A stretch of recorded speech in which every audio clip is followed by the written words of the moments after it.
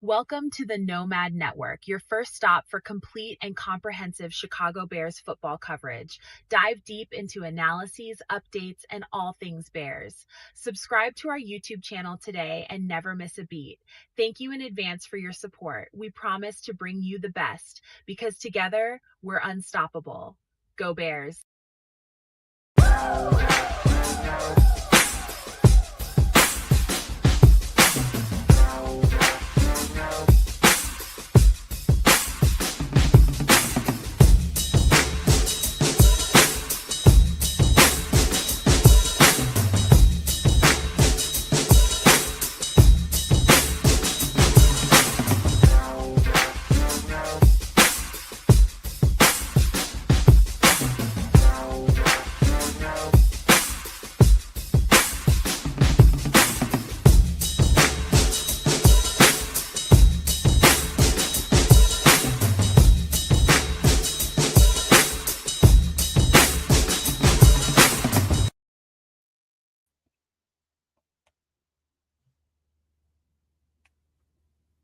Yo, Nomaniacs. Welcome into another edition of Nomad at Night.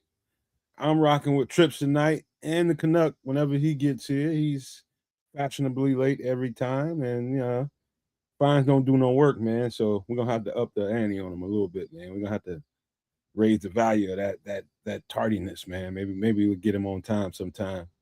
But, hey, welcome in, you guys. You know what? Let me just clean the elephant in the room up, man. This is the first time in a few years, going on about 3 years, that the Nomad Network kind of went dormant for about a week. No shorts came out, no content came out since last Sunday, and that's all me. Because personally, I've been doing some stuff for the past week, and I've been out of town, like I told you all, and this wasn't the kind of situation where I was able to do anything. I'll just say that. Or so you'd have saw some content, but just wasn't able to. But we'll get into that further on down the line. I apologize to you all. Trying to get as much done as we can. You know, we only got one of my friends just reminded me today, Trips. We only have 8 to 12 days before training camp starts, and I didn't realize we was that close, bro. I was just like, really that close?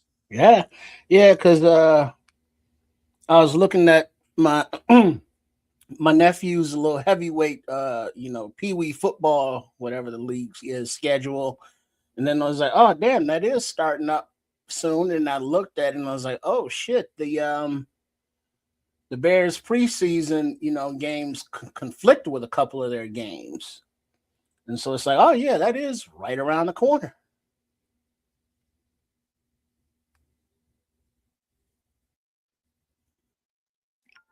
Yeah, my bad, Trips. I was muted. Wow. By the way, I did check out a little bit of that tape you sent me on your nephew, man. I'll be honest with you. I think I know which one he is, but I was kind of confused which number he was. It was 14. It was a couple other numbers. I was looking number 5. 5. I was looking at 14. I started dialing in a little bit more towards the end of watching some of it. I started thinking, I was like, that got to be him. So now I'll go back and watch it again, start from the beginning and check him out a little bit more, man, kind of see how he's going. What up, FFG? Yeah, but that's like the very early tape. And so he did get better, as the season went on, and then I got another season I gotta do before the season starts. Oops. So, it's a work in progress, his game, but looking at the tape, in order like you are, I think you'll be able to, notice the progressions. So it's like now it's like you're not sure what number, but I can, guarantee that in some of the upcoming games, you'll be like, oh yeah, I know that dude's number. Yeah. It's such a fun age. That part of football is such a fun time. It's just like little cats don't know what they're doing, but they're starting to get it. You know what I mean? They right. Don't really get it, but they're starting to get it at that age. It's fun to watch little dudes like that at that part of their lives, and they just really starting to get. They like football and they love it, but the everything tactical that goes on in the game, they just now starting to understand why they're doing what they're doing. Yeah, they still figuring out their actual, physical body coordination. Yeah, all that going on at the same time. So it's like looking at those little baby deers when they're born, trying to run around playing football and play tackle is like, wow. But yeah, but that also makes it so much, enjoyable to see the progression as they get older, as they get bigger, more coordinated. They, realize it's like, oh, this is how you play this game. And then it's like, the sky's the limit because, they're still shorties. So what is to be is still be TBD. They don't understand it's the hurt business yet. They're not trying to hurt each other. Them little love taps and stuff they do. Mm-hmm. Yeah, I mean, it's just fun to watch little dudes at that age. I can remember probably in the last 5 years, I went out to one of my nephews, practices, and I'm watching the coach go at these cats, these little boys, and I'm just like, look, man. I pulled him to the side, wait till he was done with his players, everybody dispersed.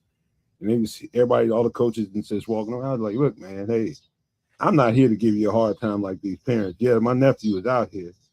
But I just impressed upon him. I'm just like, man, I know you want to win. But boy, you gotta let these dudes have fun. All they want to do is run around and wear their uniform and know that they're part of a team. Take it easy. You too serious out here, man. It shouldn't be this serious this early. Right. You got to enjoy the game before you realize it's a business. And now, granted, the business aspects are coming earlier and earlier, but as long as you can, enjoy that youth, the the naivete, the innocence, if you will. It's a lot of I remember those days vividly, man. It's a lot of I can't wait to practice over to go get a pop or go get a hot dog or whatever it was. Or after a game, you go get a little treat or something after the game. Somebody might take you out. Your parents might take you out for a burger or something, pizza. You enjoy playing the game, but you look forward to what happens afterwards. That's the age of innocence in football. Pure innocence. There's pure innocence because the game gets much, much, much more serious. And I'm talking about physically. Things that happen, man. I just saw an unfortunate story in ESPN while I was gone. I just turned on the phone and look. Remember Marshawn Nealon that ended up passing away, the Cowboys edge rusher? Yeah. So his family had his brain examined, and he had sure signs of CTE. Oh, he was only a first-year player. And, that was it's a serious thing. And the CTE thing is getting ready to that thing is going to mushroom in a big way. Because the truth is, man, after high school, I'll go and tell you that in some people's high school experiences, really your body is never the same after at least your senior year in high school. But in the college, for sure, after your first couple college experiences, your body ain't the same after that. And it might not be concussion related stuff, but all kinds of things go on in your body, man, that people don't realize happens. Like you go out there and you go take 60 reps in a game. Go take 60 reps in a game on one side of the ball, tackling or getting hit. And I'm telling you, until you experience that on that level and beyond, you just don't know what these dudes go through. Trying to prepare your body, you don't even know. Like the first couple of days of the week after that game, you ain't nowhere near ready to go out there and do nothing else, man. You need a few days to get your body back right. And so, again, with the innocence of a 10-year-old Trips' nephew, enjoying the game like he's enjoying the game, it's just fun to be out there. But if he gonna continue to play, there are much more serious days ahead, for sure. Oh yeah, and then I look at him obviously, but being a team sport, you see the same kids every week, and so it's like, oh yeah, that kid's cool. That kid, yeah, he needs some practice. That kid, yeah, he's still growing into his deer legs. that kid, he looks like he's good. So you kind of do a little scouting, just looking at kids, and it's like, how will they develop? And, do any of them express traits like, hey, that dude was like a baller and he wants to be a baller and he ain't taking no crap from nobody who's saying that he ain't a baller.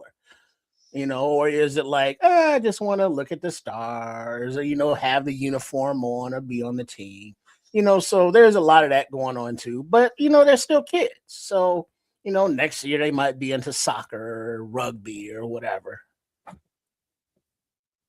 My bad, Trips. Hold on 1 second.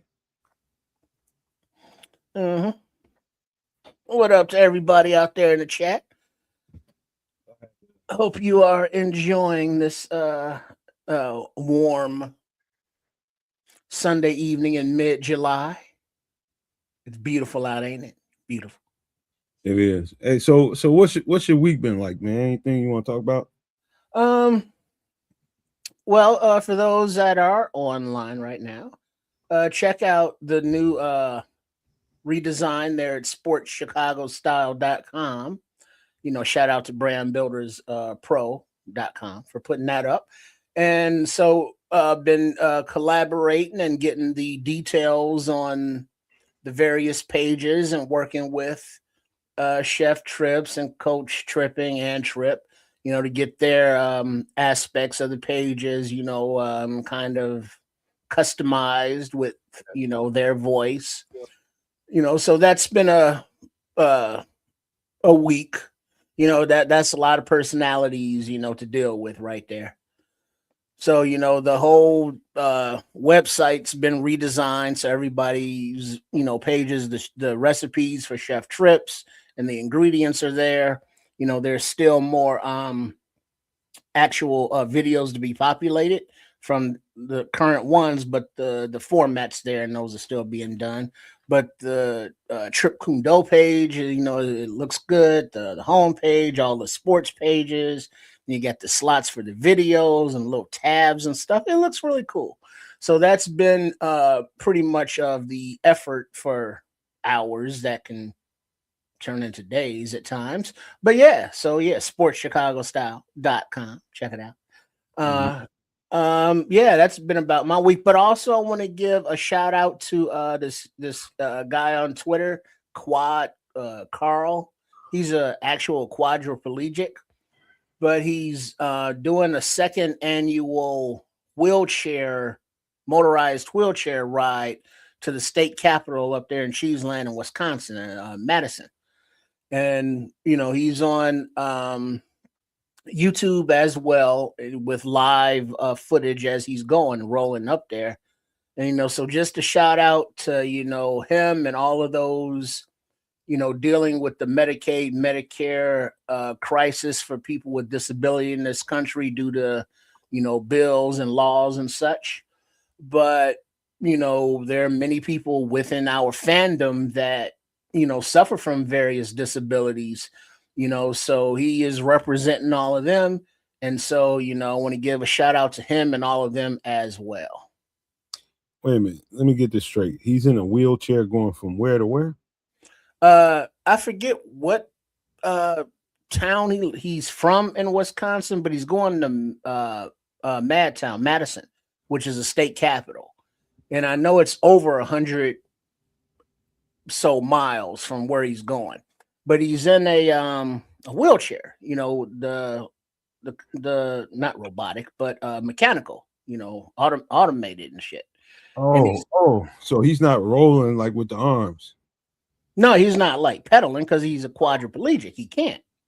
Okay. My bad. I missed that part. Yeah. So he's either like he has like I don't know how he controls it, like with his breath or like maybe hand movements, but whatever. He's in an actual wheelchair though, mechanically rolling. And so a shout out to all those people helping him too, because he's live streaming, so that's batteries and a laptop and stuff in his backpack, that he's got to type and use. They're helping him. And then like if he has mechanical issues with his chair, or, the battery needs recharging, he needs help for that. And so it's bringing attention to the necessity for, caregivers to, to help these people just survive and live. So yeah, shout out to all of them. And speaking of trying to just survive and live with whatever difficulties you may have physically, like how was your week down there with the people who had the disabilities from Mother Nature, that caused a ruckus with all their shit. Interesting segue, man. Really good one. But before I get into that, let me shout out the bishop who hit me up this morning. I mean, not this morning, but last night after I got home. And he just wanted to check on everybody, me, you, kids, and make sure everybody was good. And I let him know everybody was good. And can't wait to have him back on the show. So shout out to the bishop. Hopefully we'll get him in here as soon as he can. He's in a kind of a transition period too. He's trying to get some, trying to check some boxes and trying to make sure he's got his stuff aligned like I am.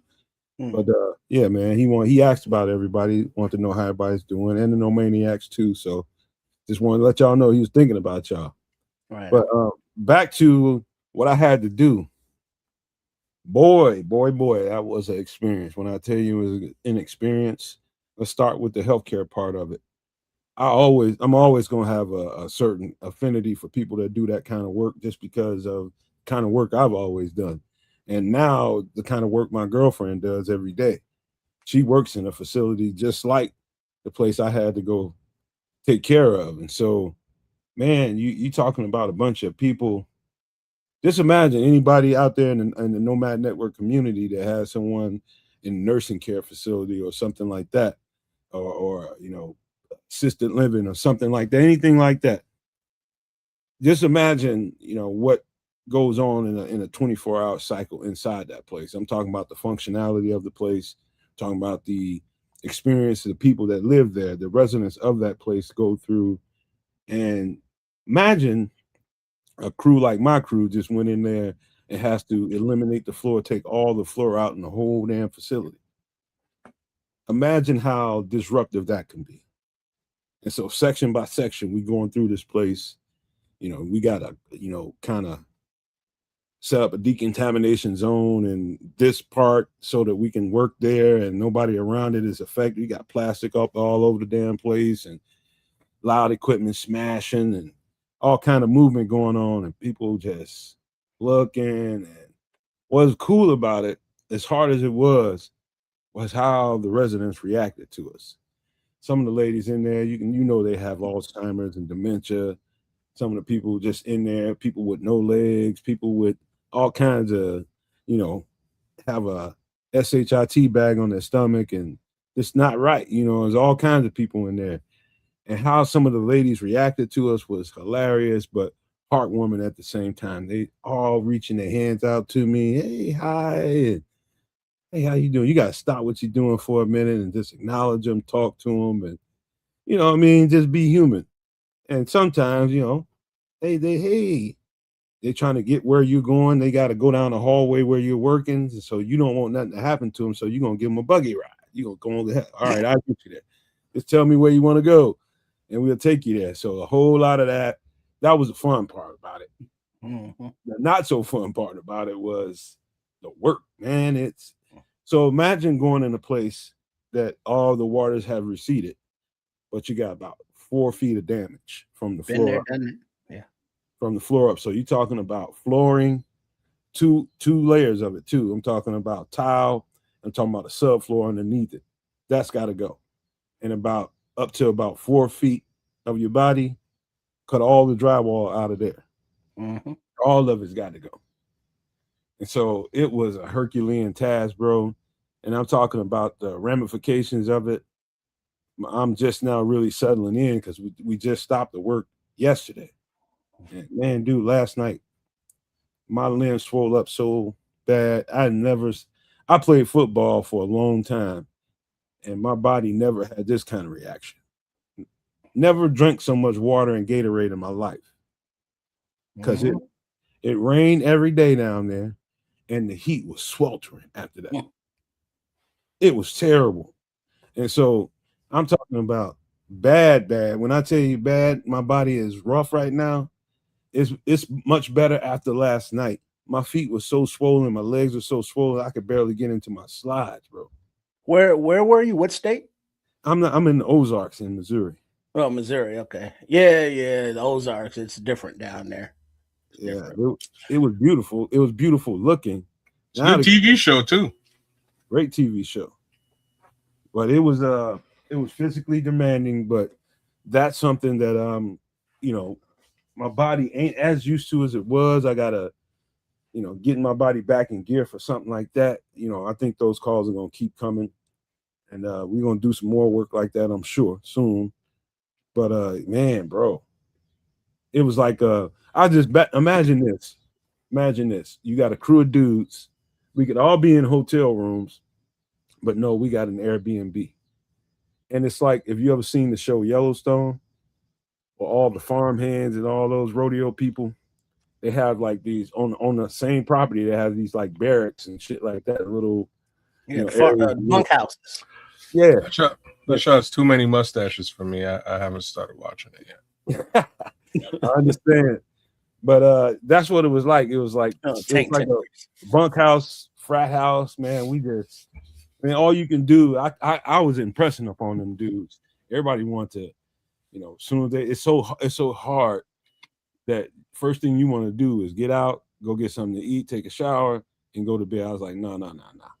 I was like, you're gonna work this hard, you're gonna play hard. I went to the store and got the Jameson. It was on after that. Oh damn. It was fucking on. You understand me? Turn up. It went down, and we had a good old time. Turn it up in the Ozarks? No, getting all dehydrated and shit. Oh man. Damn. Bro, I never drank that much water and Gatorade while I was playing football. Sweated all that shit out. Woo. Now tell the truth. Now Wednesday night, was you in the mood or in the position to be doing the show? Man, I forgot you motherfuckers existed. I ain't gonna lie. I was just, by that day, that was the hump day, man. Man, dude, I was hurt. That was probably the worst day. Mm-hmm. Probably the worst day. And when we got to the house, I twisted everybody's arm to make them kind of relax and enjoy some spirits and drink a little bit, and we just kicked it. We kicked it hard. Mm-hmm. So doing some extra sauce for like 2 to 5 hours now. So y'all gonna start listening to Old Trip. Not only was the Wi-Fi not as good because we was in the Ozarks, I just wasn't there, man. I wouldn't have been the same cat. Yeah. That's why when real life, grabs you by the taint, the ball sack or whatever, you got to deal with it. Damn, Scrolls. Well, Red Baron knows, because Ozarks is kind of like Virginia, West Virginia. Dog, that's some real shit. Scrolls out here saying that it was some real, it was some real weird shit, weird looking shit. That's my uncle brother. My uncle brother. My cousin girlfriend. Gee. But the body part that you got to pay for, it was really good money. I'll just say that. And let me just say, the reason why I'm doing this, just to be clear and honest, is the last 2 or 3 years, me being able to do this stuff without any disruption was the fact that I had a nice savings set up. I stocked a bunch of money away, and we was able to do that kind of uninterrupted and was living off of it. But when them funds start running low, you got to go do what a man got to do. Yeah, you do. And that's the thing about, the opportunity arising. The opportunity is obviously a disaster for some, but, a come up for others. So you got to be hoping you just on the right side of being the hammer or the nail. And this time you were like the hammer. Go. It's really good money, but it's really, really hard work that you got to be willing to do. You got to have stamina. You got to have patience. You got to have, just a good work ethic, to be honest with you. And it's not the same thing as trying to find a little man in the boat. y'all, hey, keep it cool, man. Hey, talk for a minute. I'll be right back, man. What's going on, kids? You late son of a bitch? Yeah, man. I was drinking here today, man. It's Sunday. Thought I could take a little siesta, and next thing I know is 20 after 9. So here I am. Man, kids drunk. Yeah, I mean, so here. Yeah, it could be worse. Be all right, though. It's Sunday. Beautiful day in Ontario, man. Beautiful day in a beautiful country out here, man. It's real nice. Right on. Would you throw some flesh on the grill? Do some charring? What happened out there today? Nothing. Well, yeah, I did a little bit of burgers today, man. Little burgers and salad. Nothing too special. Kept it kind of simple, but it was we had good eats. Little some strawberries and whipped cream and a little bit of chocolate on there. A little dessert. Nice. So it all came together for a Sunday. I can't complain. Yeah, that's some nice summertime. Yeah. Summertime. Take me to the warmth of summertime. Yeah, you know it. But I dropped it on them kids. Sports Chicago style. It's new. It's improved. It's updated. All the pages, though, kid. You gotta check it out. Oh, well, now I'm definitely gonna have to check it out. All right, let's see. Red Baron said he threw some wings on the fire yesterday. Would that be Yardbird wings or like turkey wings? Oh, that's a good question. Because the turkey wings and the drumsticks get slept on during the summer, but smoked on the grill, those are two fine parts of the turkey for summer eating. Mm-hmm. Yeah, man, you gotta grill them right.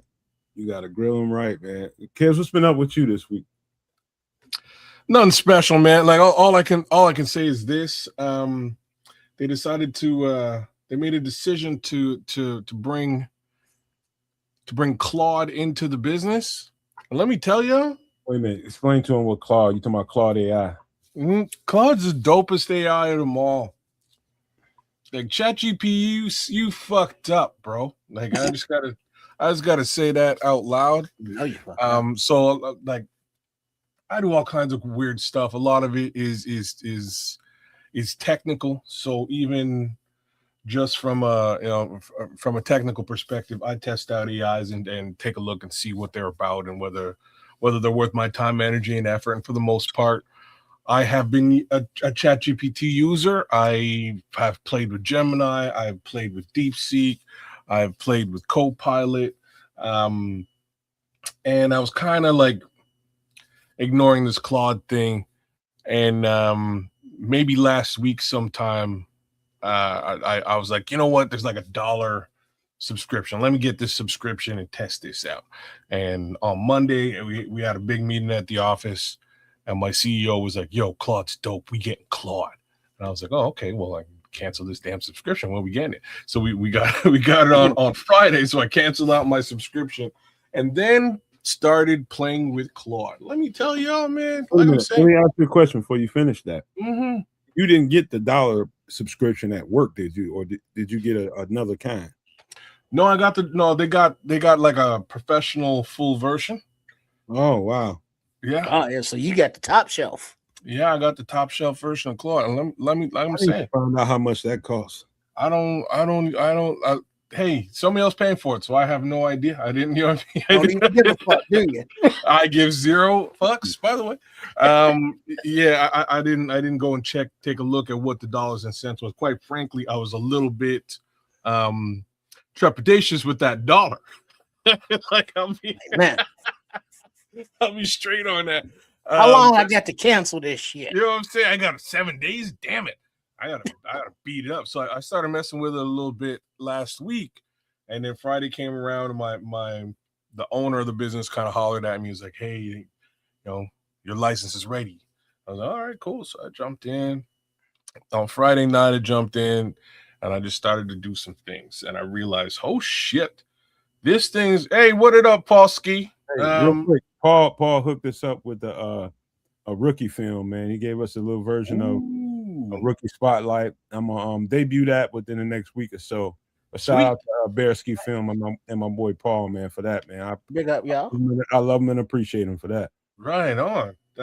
Courtesy of Nomad Beats as well. This should be some fun shit. So fingers crossed. Can't wait to see that.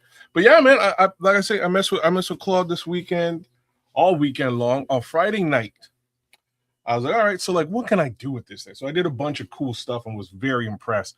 But what I wound up doing, like slightly more personal, I was like, all right, so Claude, like, let's build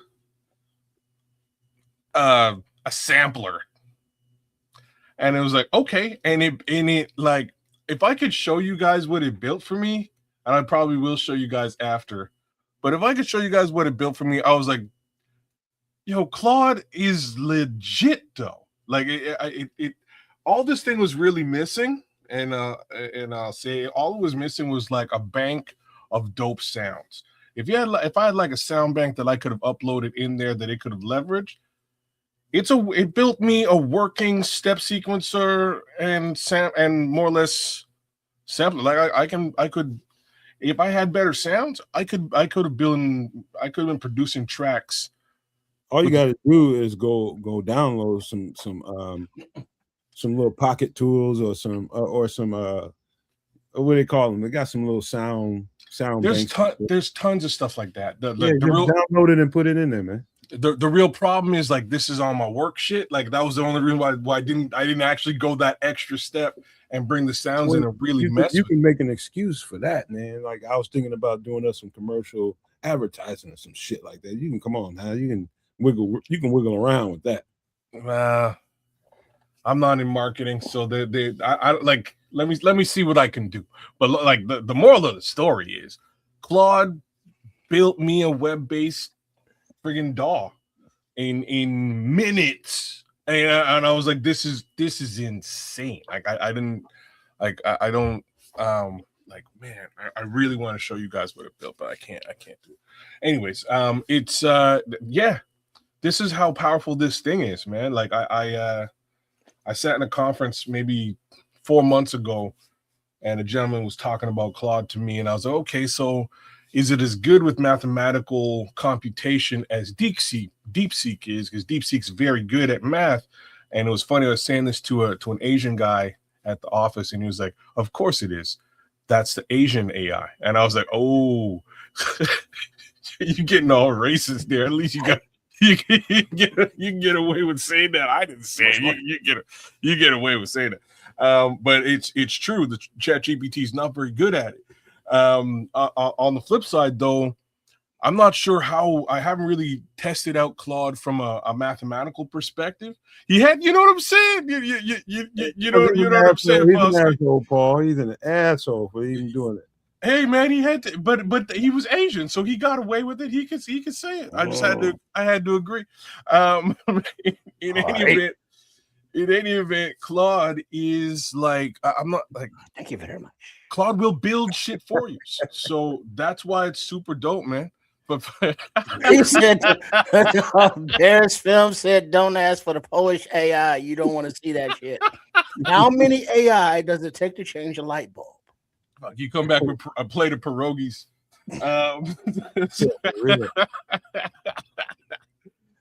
Snap, man.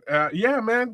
Wait, let me ask you a question, man. Scrolls. How deep did you go into Quinn AI when I showed you that? Quinn, I didn't really mess with it at all, actually, just because it's kind of purpose-based, and it didn't I didn't have a reason to do it. But yeah, I find now I messed around with both of them, and I find that to be more intelligent than Claude. To be honest with you. Yeah, I'll have to take another look. I think I'll agree with that because Quinn is just more intuitive, and it's like having a regular conversation with a person as opposed to, trying to break shit down for a professor that don't speak English. And that's what communicating with some of these AI interfaces is like.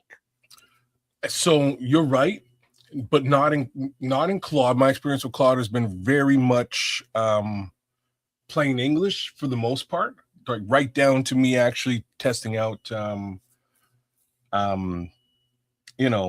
text to speech and using that to go. It just understood what the hell I was talking about and ran with it.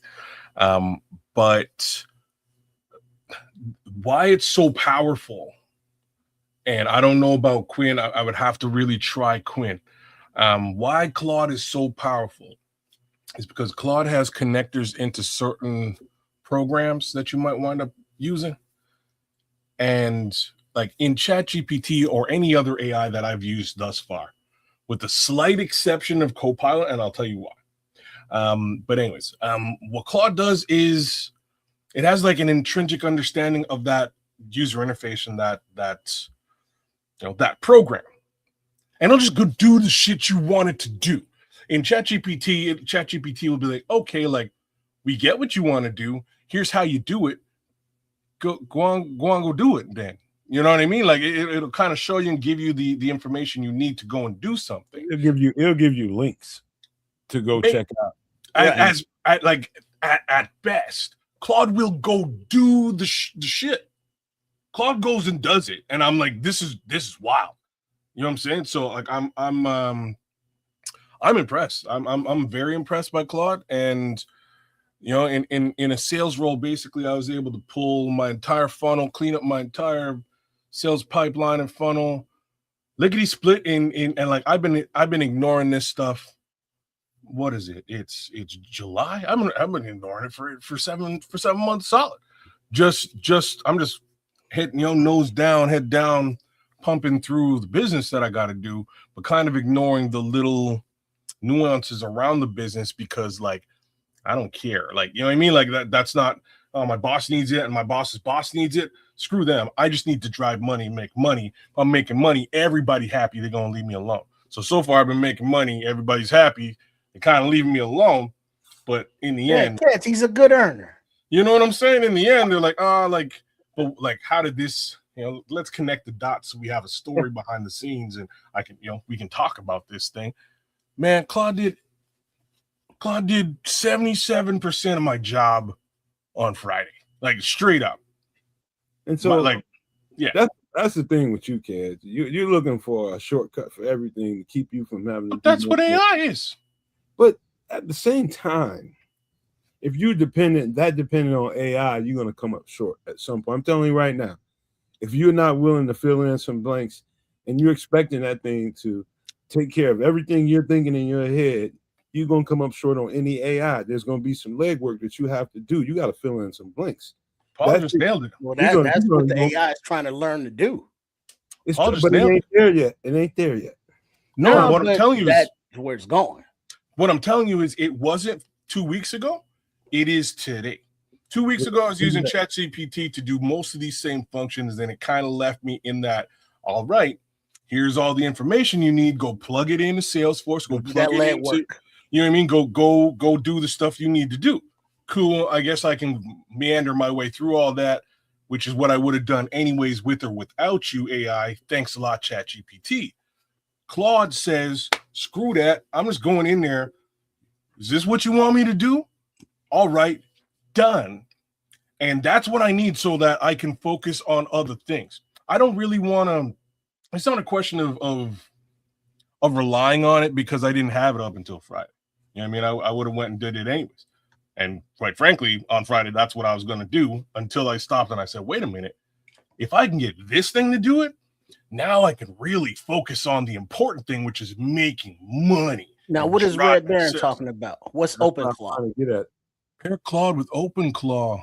I'm not familiar, but I've seen it. What's OpenClaw? Another AI thing? I don't think I've ever heard that name. I haven't messed with it, but I've heard about it. All these, damn data centers opening up, and it's like we don't need all these data centers for all this new stuff. Oh, it's a widget assistant, probably. I think is what he's talking about. He said, give it to Claude. Give Claude OpenClaw as an assistant, kind of like a widget would, and you get a better performance. Is what he's basically trying to say. Let's see. OpenClaw is a highly popular open source AI agent that automates tasks and interacts with apps on your behalf. Ooh, like a widget. Ooh, somebody just had a little something. Give him a cigarette. Don't touch him. Like a widget, ain't it? Running locally, it connects with popular messaging apps like WhatsApp, Telegram, and Slack. You can instruct it to manage your calendar, check in for flights, or organize your inbox using advanced language methods. Yeah, ain't none of that shit still worth all the All the natural words? resources these AI data centers is sucking up and spitting out. Well, here's the thing. You're right, Trip, and that's always going to be the viable argument. Meanwhile, that ain't stopping these billionaire clowns from putting them in the ground. So what the U's and the I's need to do is determine ways to leverage this thing early adoption to make bank. Right? I ain't got no farm. Good. You know what I mean? I don't have a farm out there, and I'm not losing my farmland. Somebody else is. In the meantime, I got to figure out how to make bank out of this thing. And this is great. So OpenClaw is really cool, Scrolls. I'm gonna try to mess with this here now. So how I got into building that sequencer I was telling you about, that DAW, was actually through here first, right? Like initially, I was like, all right, so like what else can I connect into to get you to run? Could you run a DAW? And Claude was like, a DAW is a digital, what is it? No, man? Digital audio workstation. So that was my original sort of idea. And Claude kind of came back to me and said, you know what? Like, I could in theory, you know what I mean? Yeah, like I could, but I don't have a connector built in. So like what OpenClaw is, it's a connector to multiple other things that would allow Claude to go in and do that work. That's what OpenClaw is. So super dope. I'm gonna see if I can mess with this. And well, you see, but the thing is, you don't the human aspect of it is, while the workflow is enhanced by these AI agents and tools, you don't want to get it to smart enough to the point where you, as a human being, aren't necessary. Too late for that, Trips. What people are doing right now with AI, helping companies get it all set up, they're really writing on their own tombstone. They're writing their own tombstones out. Well, here lies the Canuck. No, man, no. You're looking at it wrong. The Canuck is saying, I'm telling you, the Canuck is saying, if I can do this here, I could quite frankly maybe go get 2 more jobs doing the same thing, eliminate all the bullshit work, and just be a guy who makes paper. You know what I mean? Just be like that's basically what this. You're talking about, individually sourcing it for your own personal assistance, if you will. There you go. Build your own kids, the Canuck. Yeah, I might be an asshole, but I'm getting paid brand.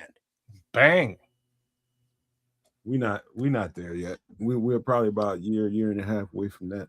Yeah, but that's definitely where it's going, and that's the problem with like the big employers who get like bank, who get like top shelf Claude and all the accoutrements.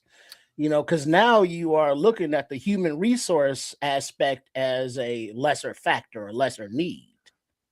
You're supplementing the workforce with AI and automation and all that kind of stuff.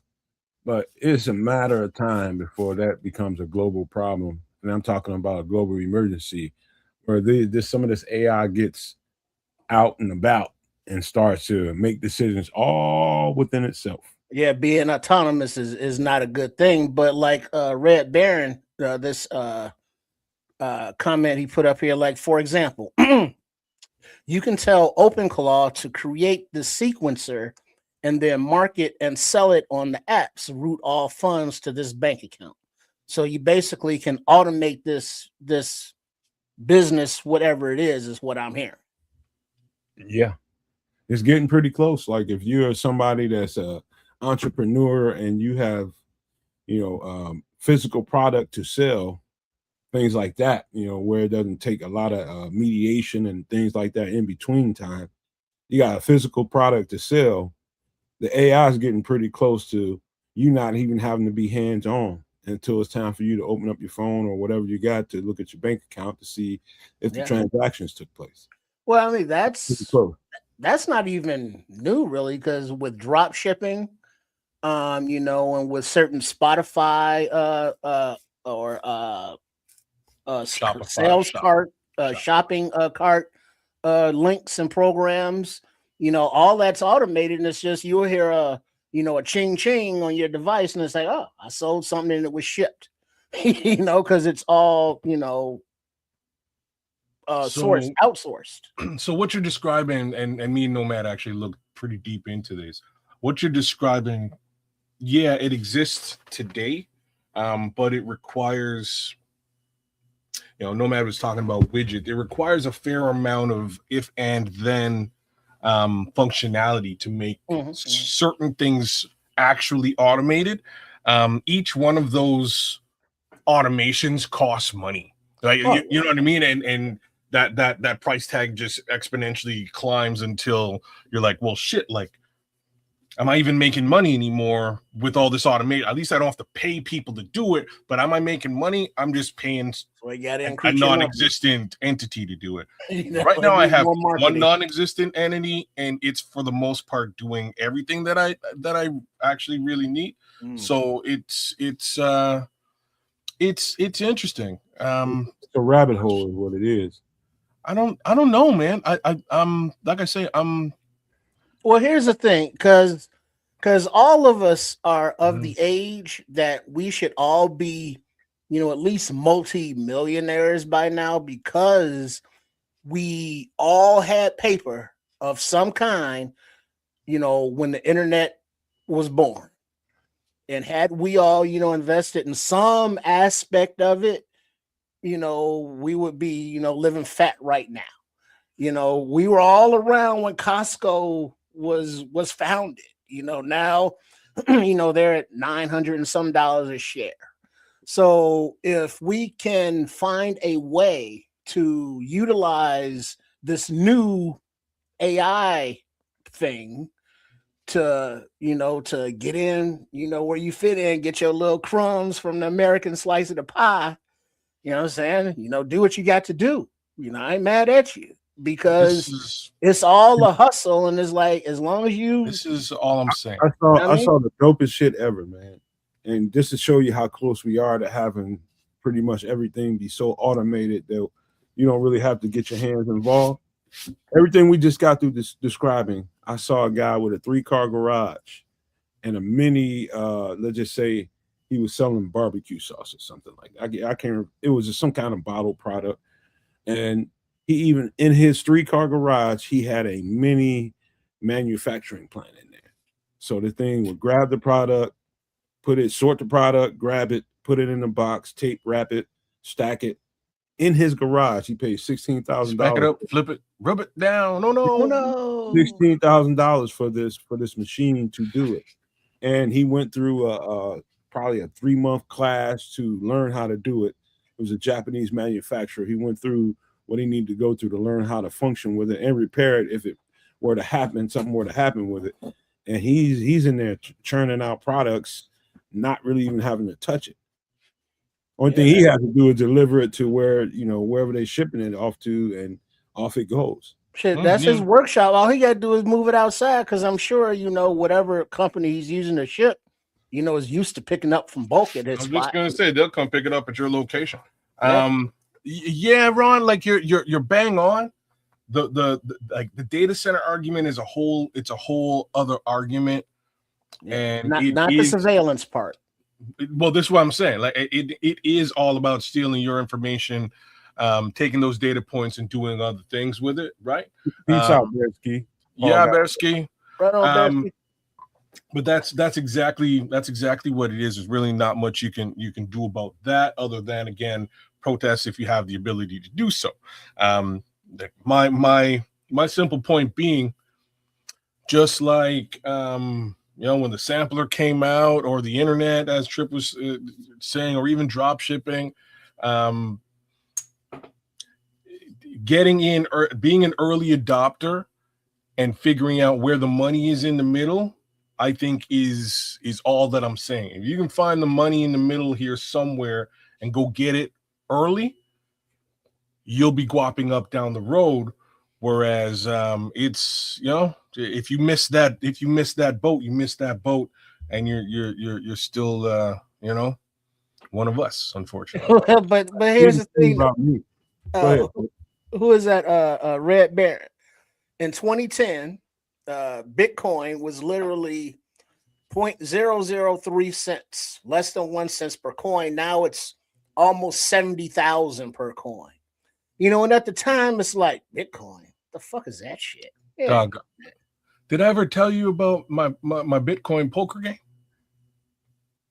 Yeah. Boys, I was playing poker against these. I was at this dude's house and I'm playing poker, and I'm not cleaning up. My cousin's cleaning up. He's running the table, but I'm doing okay, right? So I'm about $600 up, and I'm like, you know what? I'm gonna shut her down. Just take my money before I lose my money to my cousin, and he goes home with the table, and I get nothing. So I'm like, all right, I'm calling it a night. So I go to cash out, and the homie looks at me, the guy who's hosting the poker game, and he goes, so, like, could I interest you in some Bitcoin? And I'm like, what are we talking about here? And this has got to be in like maybe 06, 08, like in and around early 2000s. Like Bitcoin had just come out. And I was like, what are you trying to do? He's like, look, I did this contract. I got paid all in Bitcoin. I got tons of this stuff. I don't know what to do with it. It's worthless. I bought a pizza with it the other day because like I couldn't figure out any other way to spend this shit. It's worthless. But you know, could I interest you in some of this worthless ass Bitcoin? And he laughs, and I'm like, well, like, dog, don't sell it to me or anything. You know what I mean? Like, there's no way I'm taking this Bitcoin, but thanks, I'll take my $600. So I take my $600 and leave. This dude now lives in Hawaii. He's got a crazy spot, boats, whips. He's got it all. He's living it up. And I missed the boat on like $600 worth of Bitcoin at that type of number, like what we're talking about. I think it was closer to about 70 cents to the dollar. But again, you couldn't finding some place where you could actually use it or spend it is next to impossible, bro. I missed that. Like, if you look at the translate that now, like $600. You've been a millionaire, bro. Man, multi times over.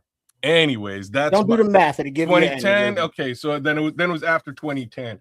But yeah, like I'm so early mad. stages. I'm still mad about this. Yeah, I remember I told you I was at the collision conference down in New Orleans after the flood. Oh shit, I did the Toronto one. Okay, cool. Right. Yeah. And there was a big Bitcoin thing and blockchain, and so I was talking to what year did you go? When did you go? What year did New Orleans flood? It was a year after that. Oh snap! Because I remember standing taking a picture in front of a sign that was underwater at the time by the convention center. I can't remember. So somebody will let us know.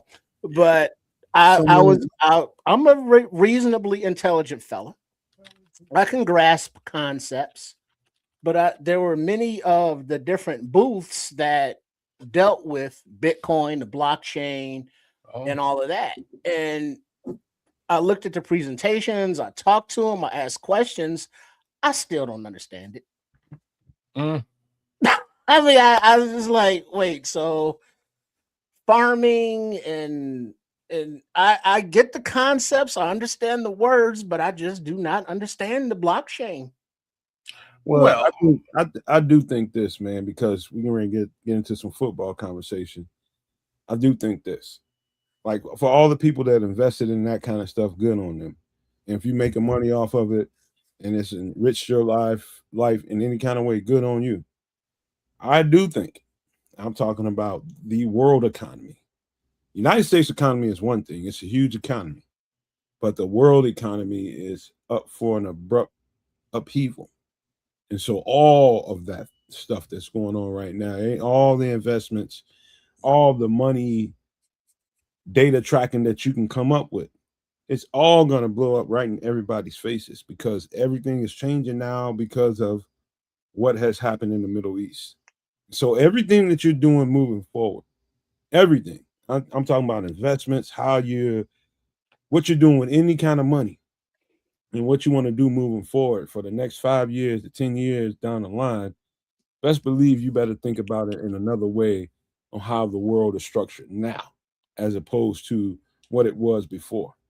Don't do nothing until you see this thing, this deck be reshuffled, and we're in the process of it right now. So any of those investments right now, hold on that shit. I'm telling you right now. See, that's the advice that leaves you with absolutely nothing in your Yeah, pocket. that's called Yeah, that's So like, called I understand.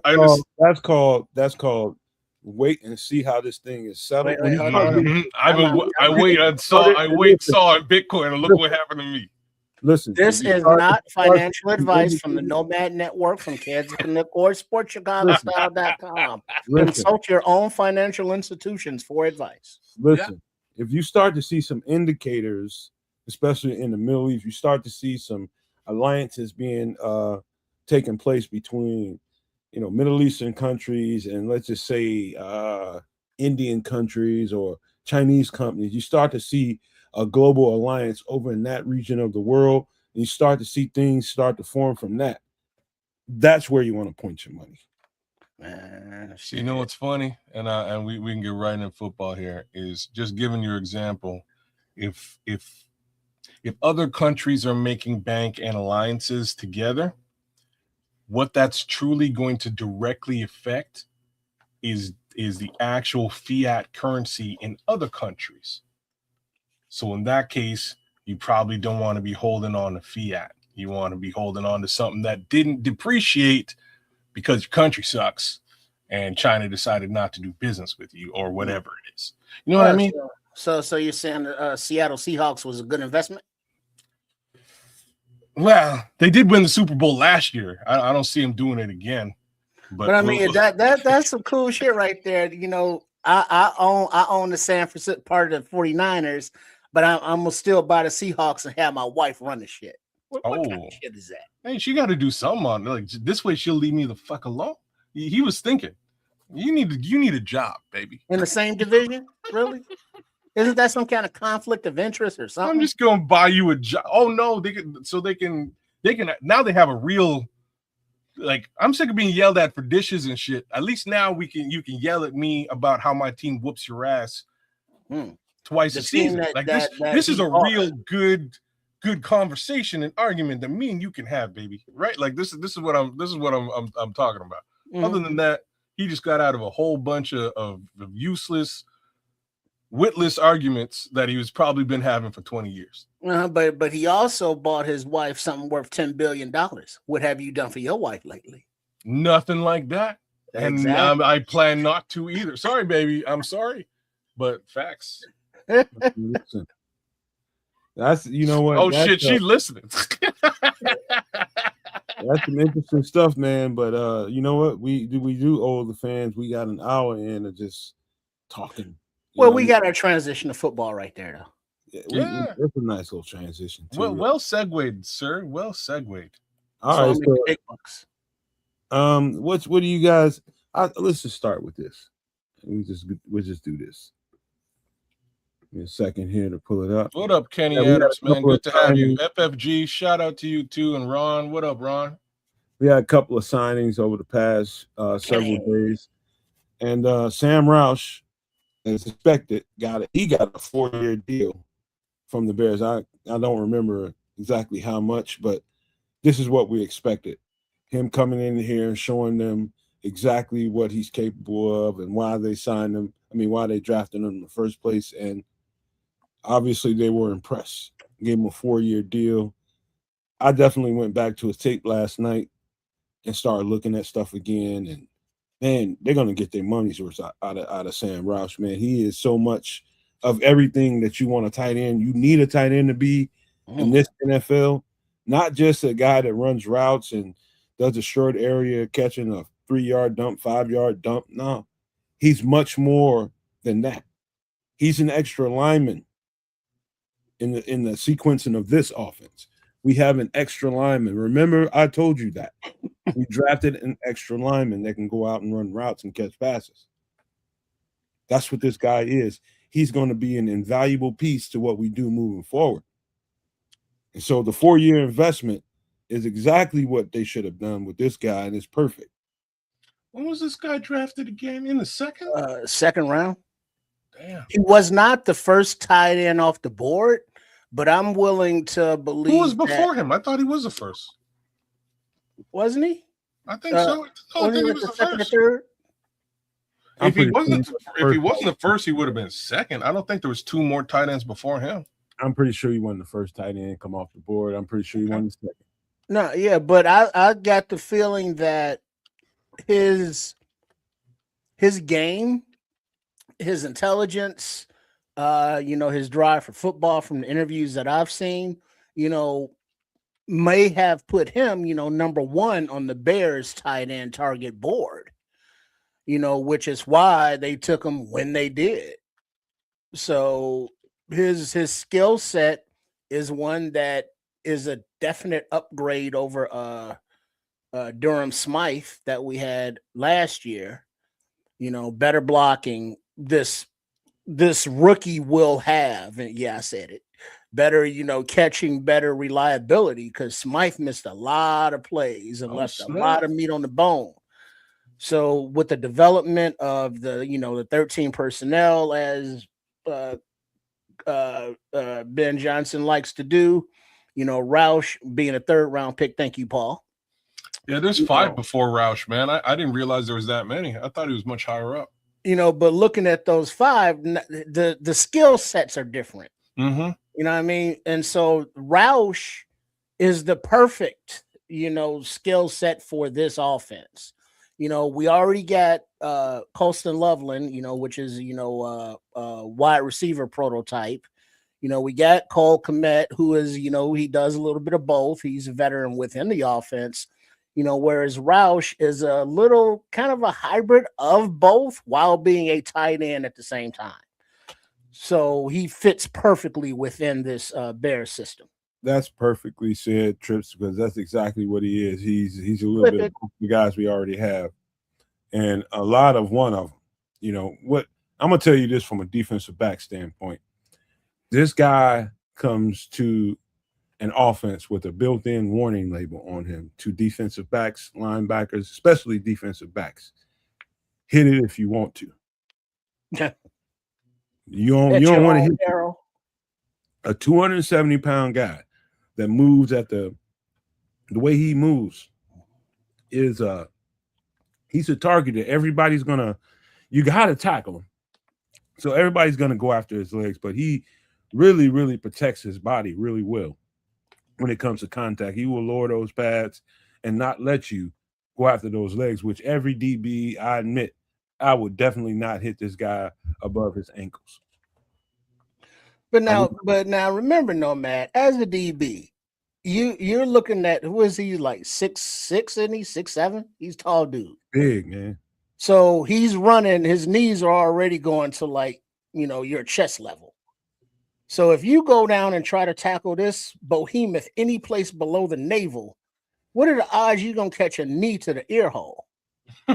What's the odds you're gonna even play the rest of that damn game? In the next 2 games after that. That dude he's a weapon, bro. Like I'm telling you, turn on that Stanford tape and you'll see when he starts to rumble, man, it's like you can see DBs negotiating how to tackle. Business decisions. And they just like, I can't just hit him. You better not just hit him. I hit a dude like this before. And I'm telling you, I remember the feeling vividly, man. It was like hitting an oak tree. You're talking about a dude that's 175 pounds, 180 pounds, hitting a guy with this kind of just density. Now, how many times you want to do that a day? Man, dude, if I had to do that more than once a day, I'm going to miss the next week of practice, bro. So if he, obviously, he's going to be, tough, because I saw him, hurdle a guy going for his leg. So he's aware of his body. He's aware spatially. So if he sets a tone early in the game against defensive backs or safeties or whatever, it's like, ouch, when they tackle him. And it's them saying, ouch, that's kind of like Olay tackling. It's like, yeah, I kind of took a bad angle, my bad. And that's going to benefit who? The Bears. He's like Travis Kelce with bricks in his pocket. Like bricks in his big, heavy cinder blocks in his back pocket. Like, you don't want none of this, man. This is an offensive lineman running routes and bearing down on you. No pun intended, but coming down on you, the defender, like getting away if you want to, man. He's going to be punishing people. And this is a pure weapon, man. So 4-year deal. I don't know. I'm pretty sure he got probably $1.5, $2 million guaranteed or something like that.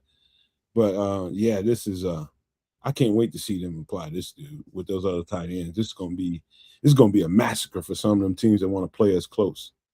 And what I mean by close, I mean the teams that want to get right up there and play bump man to man and all that kind of stuff. Man, dude, they're gonna get punished. Yeah, so the deal is it's a $7,336,000 deal.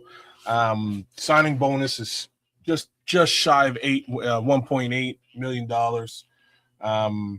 He's making decent money. I think over the course of a four-year term, just about $2 million a year approximately.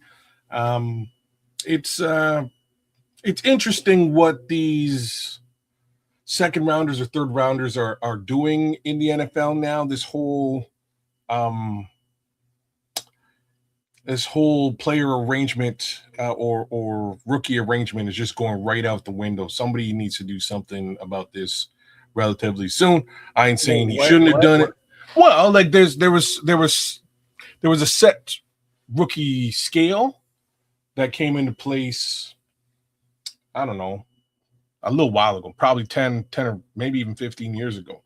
But it was towards the end of the career of Sam Bradford. Because Bradford came in, made a bunch of money, and virtually did nothing. And it was a little bit of an embarrassing moment in football. So they came out with this rookie scale, and rookies have hated it ever since. Another example is Sed Benson, who we're all familiar with, kind of came in, got paid a lot, and was out in no time, right? So those are just two early examples of guys who made lots of money as rookies, held out, and it came back to bite not only the player, but the league in the ass. So the league decided to do some other stuff, which was, hey, we're just not going to pay rookies up front. We'll make them prove it. And these rookies in second and third round now are sort of saying, you know what? We are worth way more than what your pay scale says. We're just going to hold out until you figure it out. So we're back where we were before. The real upside for NFL teams is that they're not commanding $43 million up front round one. It's a little bit of a different thing. But again, I think the NFLPA is probably going to have a sit down to try and figure out what they're doing with these rookies and what that pay scale should be as they move forward, because it's being challenged year on year, and it's something that they should probably pay a little bit of attention to. Well, let me wheel back to this guy right here on the screen, and I'm gonna ask you guys. I already know the answer to. I'm just say it right out instead of asking you guys, and you guys can fill in some blanks. If I'm Ben Johnson, and I'm putting my first set of reps out on the field, and I want to establish my offense. First thing I'm going to do is go out there with a heavy set. And I'm going to target this guy early and often. I'm going to ignore the other two tight ends for a game and a half, maybe 2 games, until it becomes apparent that this guy is going to be a focal point of what we want to do. As a receiver, it's the Jedi mind trick shit you got to do. Establish him as just not a piece that you're calling onto the field when you want to block or when you want to, do some weird stuff and open up other people. Nope. Establish him right away as a weapon in your offense. And next time you trot the other 2 receivers out there, do I give a lot of emphasis? Do I lean towards this guy because he's definitely a factor? Or do I give these other guys who have proven themselves to be explosive credibility in our defense? I'm saying, if I'm Ben Johnson early, and I'm talking about the first game, first 2 games, at least 3 games, maybe, establish this dude. And then start hiding them towards the middle of the season. And then later on in the season, open this shit back up. That makes any sense to you all? So get him, let him learn, but then really use his skills to exploit other teams later in the season and the playoffs. But establish him early as a weapon. Well, see, here's the thing. Between Sam Roush, between Xavier Thomas, between Colston Loveland, Rome Odunze, Luther Burden, Khalif Raymond, Manungai, Swift, Komet, not even, mentioning Jade Walker, anybody else, in the wide receiver or running back room. There's a lot of players to establish and a lot of players to move away from after they've been established, so it's not like defenses are going to be like, hey, we stopped this guy, we're going to stop the Bears, or we stopped that guy, or these guys are going to stop the Bears, because this offense has been built and stacked with so much talent and so many threats that can take the top off and score, just get the ball in their hands. And so it's going to be, well, this week, this guy's hot. This week, this guy is hot. And so now the defenses are, looking at this guy. And so they're going to go to that guy. And so it seems as though the plan that you forecast of getting him established early, then going away from him and going to Xavier, going to Rome, going to Luther, etc., and then coming back to them all in some form or fashion later in the season, it sounds like a winning combination. Yeah. Defensively, kids, before you go, defensively, you got to think in the eyes of a defensive coordinator. Coordinator is calling plays. He knows what he's seen in the offseason as far as your tape can tell. He knows what you like to do. He knows your sets. He knows your formations and all that kind of stuff. He knows it all. But he knew what you wanted to do out of it then. And that was the year prior. But this next year, he knows you want to go and bring some wrinkles to it, right? And so what would a defensive coordinator do? I'm going to answer my own question. First, he's going to play you off for probably about a quarter and a half, maybe 2 whole quarters. And then the second half, he's going to come out at you, with a whole lot more pressure, a whole lot more, physical man-to-man kind of coverages. That's typically how a defensive game goes for, early in the season when you don't know exactly how they want to attack the game. And so what I would say, when you got defenses going to play you off and see what you want to bring to the table, this is a perfect time to establish a tight end that isn't established so that you can hide them later. But go ahead, kids. Yeah, both y'all brought up these points in a very interesting way. So, to be direct, the tight end isn't the guy that I would establish early. The guy I would establish early, very specifically, is Xavier Thomas. That's who I would establish early. Meanwhile, of the tight ends, I know not of the whole repertoire of weapons we have. I'm talking about. Well, this is why I'm saying both of you guys kind of brought it to me in an interesting way, because Tripp expanded it out to look at the offense as opposed to just the 3 tight ends.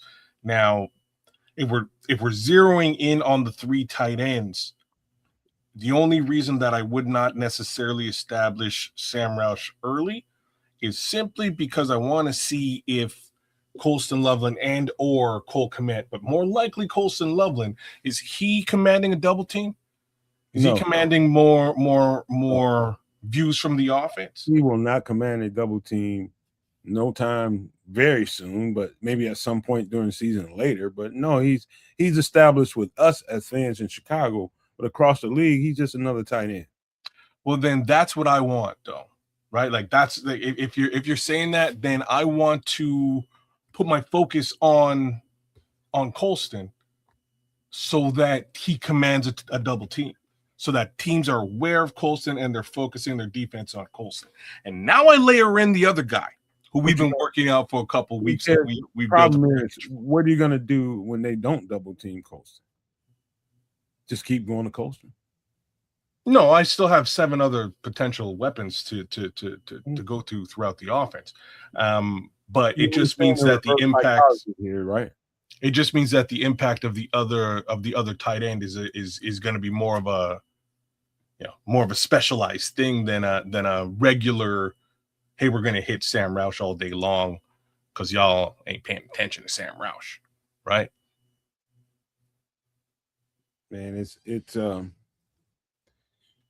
the thing about Colson and Cole, you know what you're getting when you call their number.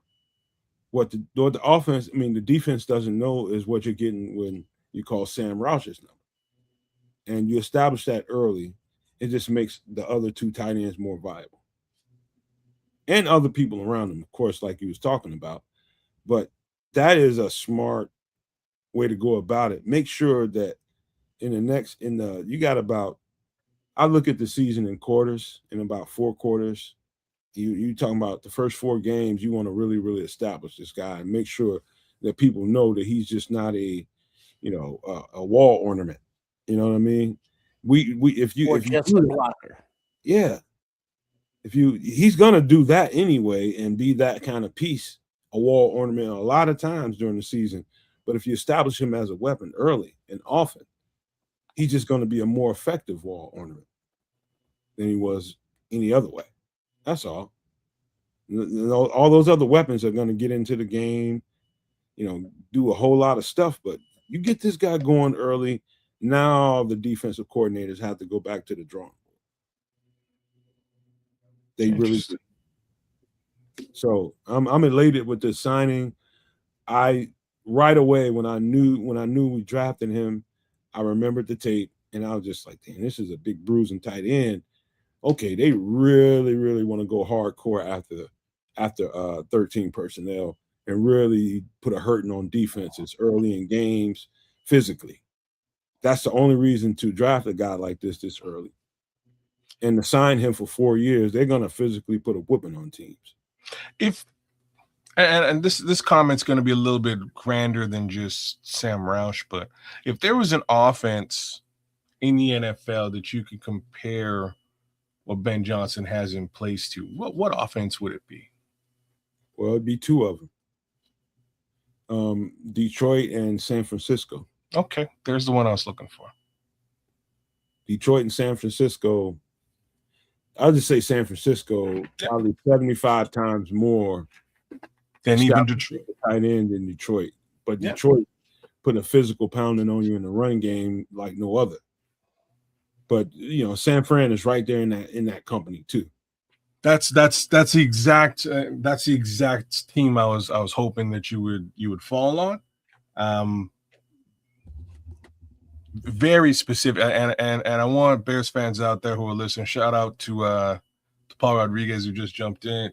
I want Bears fans to sort of take a step back and think about that San Francisco offense over the course of the last we'll just say since Kyle's been over, Kyle Shanahan, and you have your established tight end being George Kittle. You have your established fullback, quote unquote, being Kyle Juszczyk. Yeah. You have your gadget guy being Deebo Samuel.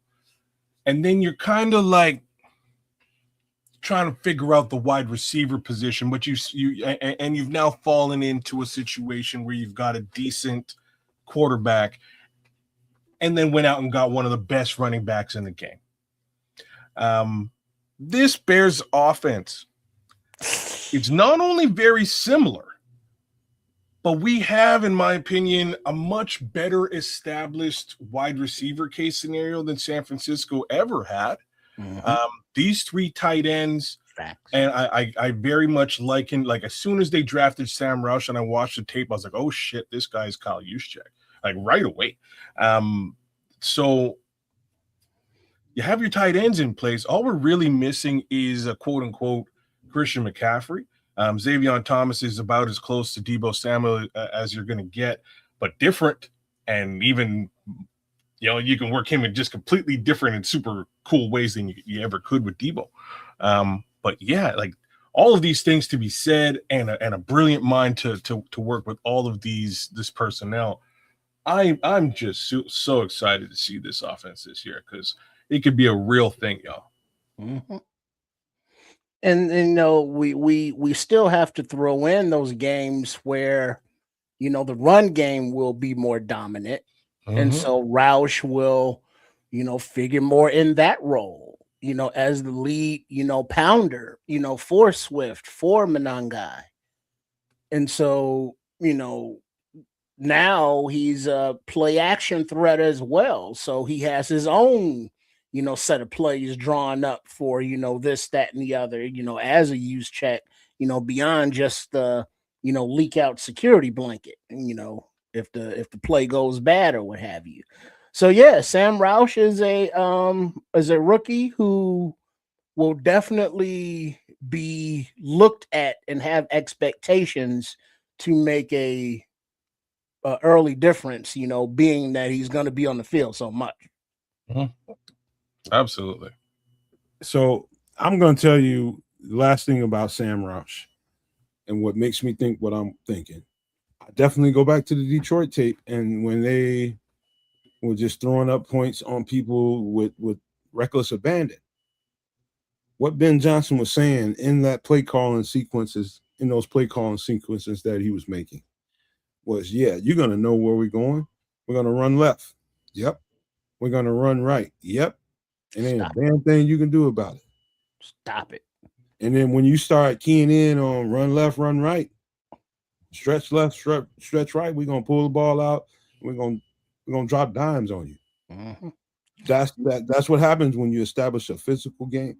Like Corny saying there in the chat, what up, Corny? He's saying it's easy to see what Ben's strategy was in the draft. We're going for 40 points a game. Yeah. 40 burgers. Yep. Incoming. All right. Big up Cornell Bryant. And I'm going to speak for Keds here. And he's not comparing Xavier Thomas to Deebo Samuel, because Cornell Bryant saying he thinks that Thomas is more of a Tyreek Hill type.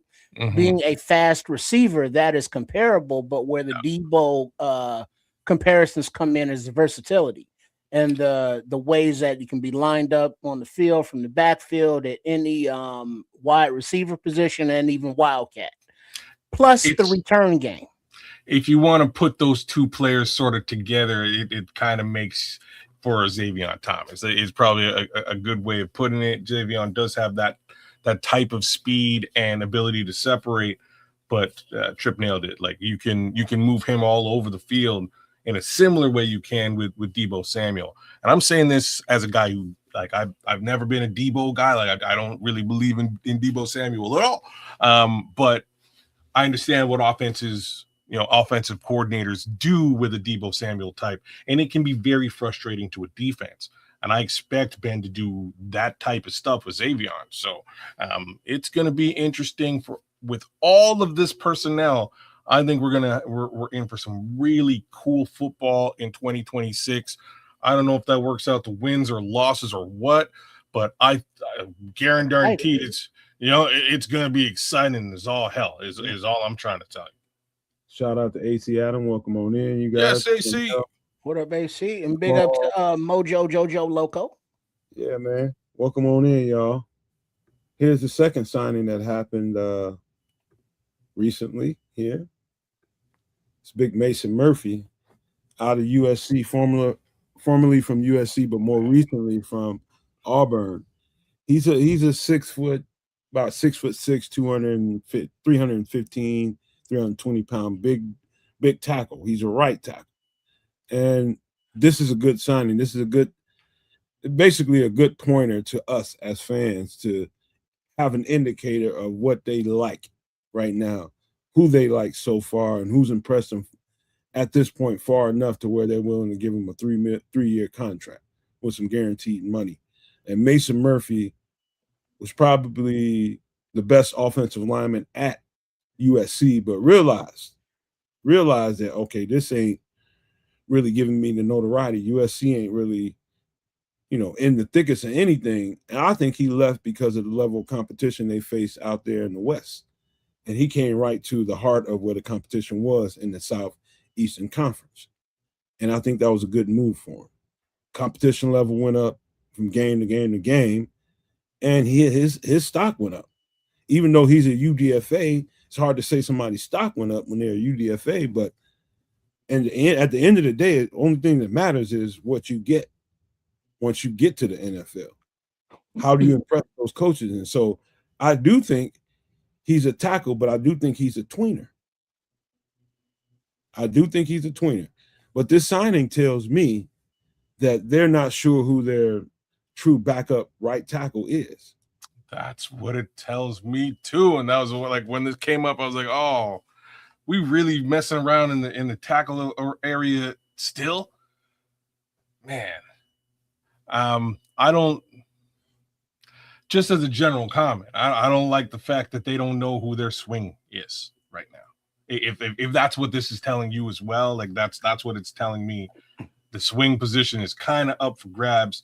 I think we've got 3 solid guys at the very least who should be well comfortable swinging over and taking care of the right side. The usual suspects are the usual suspects. I won't go and get into naming them. Well, let's just real quick, kids, hold on. Right now, at excuse me, at the tackles, Darnell Wright, Theo Benedict. Just go with just go with the guys behind. Who you don't think will be starting. I'm just doing the right side. Oh, you're just doing the right side? Okay, all right, that works. All right, so Darnell Wright, who's expected to sign a contract extension soon, and then behind him is Theo Benedict. Now, is he a swing? Is he a right? But he's right. So right now, right. Then Joshua Miles, and then Mason Murphy. Because on the left side, Jedrick Wills, who's always been a left tackle, Braxton Jones, who's always been a left tackle, and then Ozzie, who's probably going to be on the PUP list, then possibly Karan Amagaji, and also Theo Benedict. So right tackle wise, Mason Murphy has a path. You know what I mean? Because Theo's only on a 1-year deal right now. So you're right.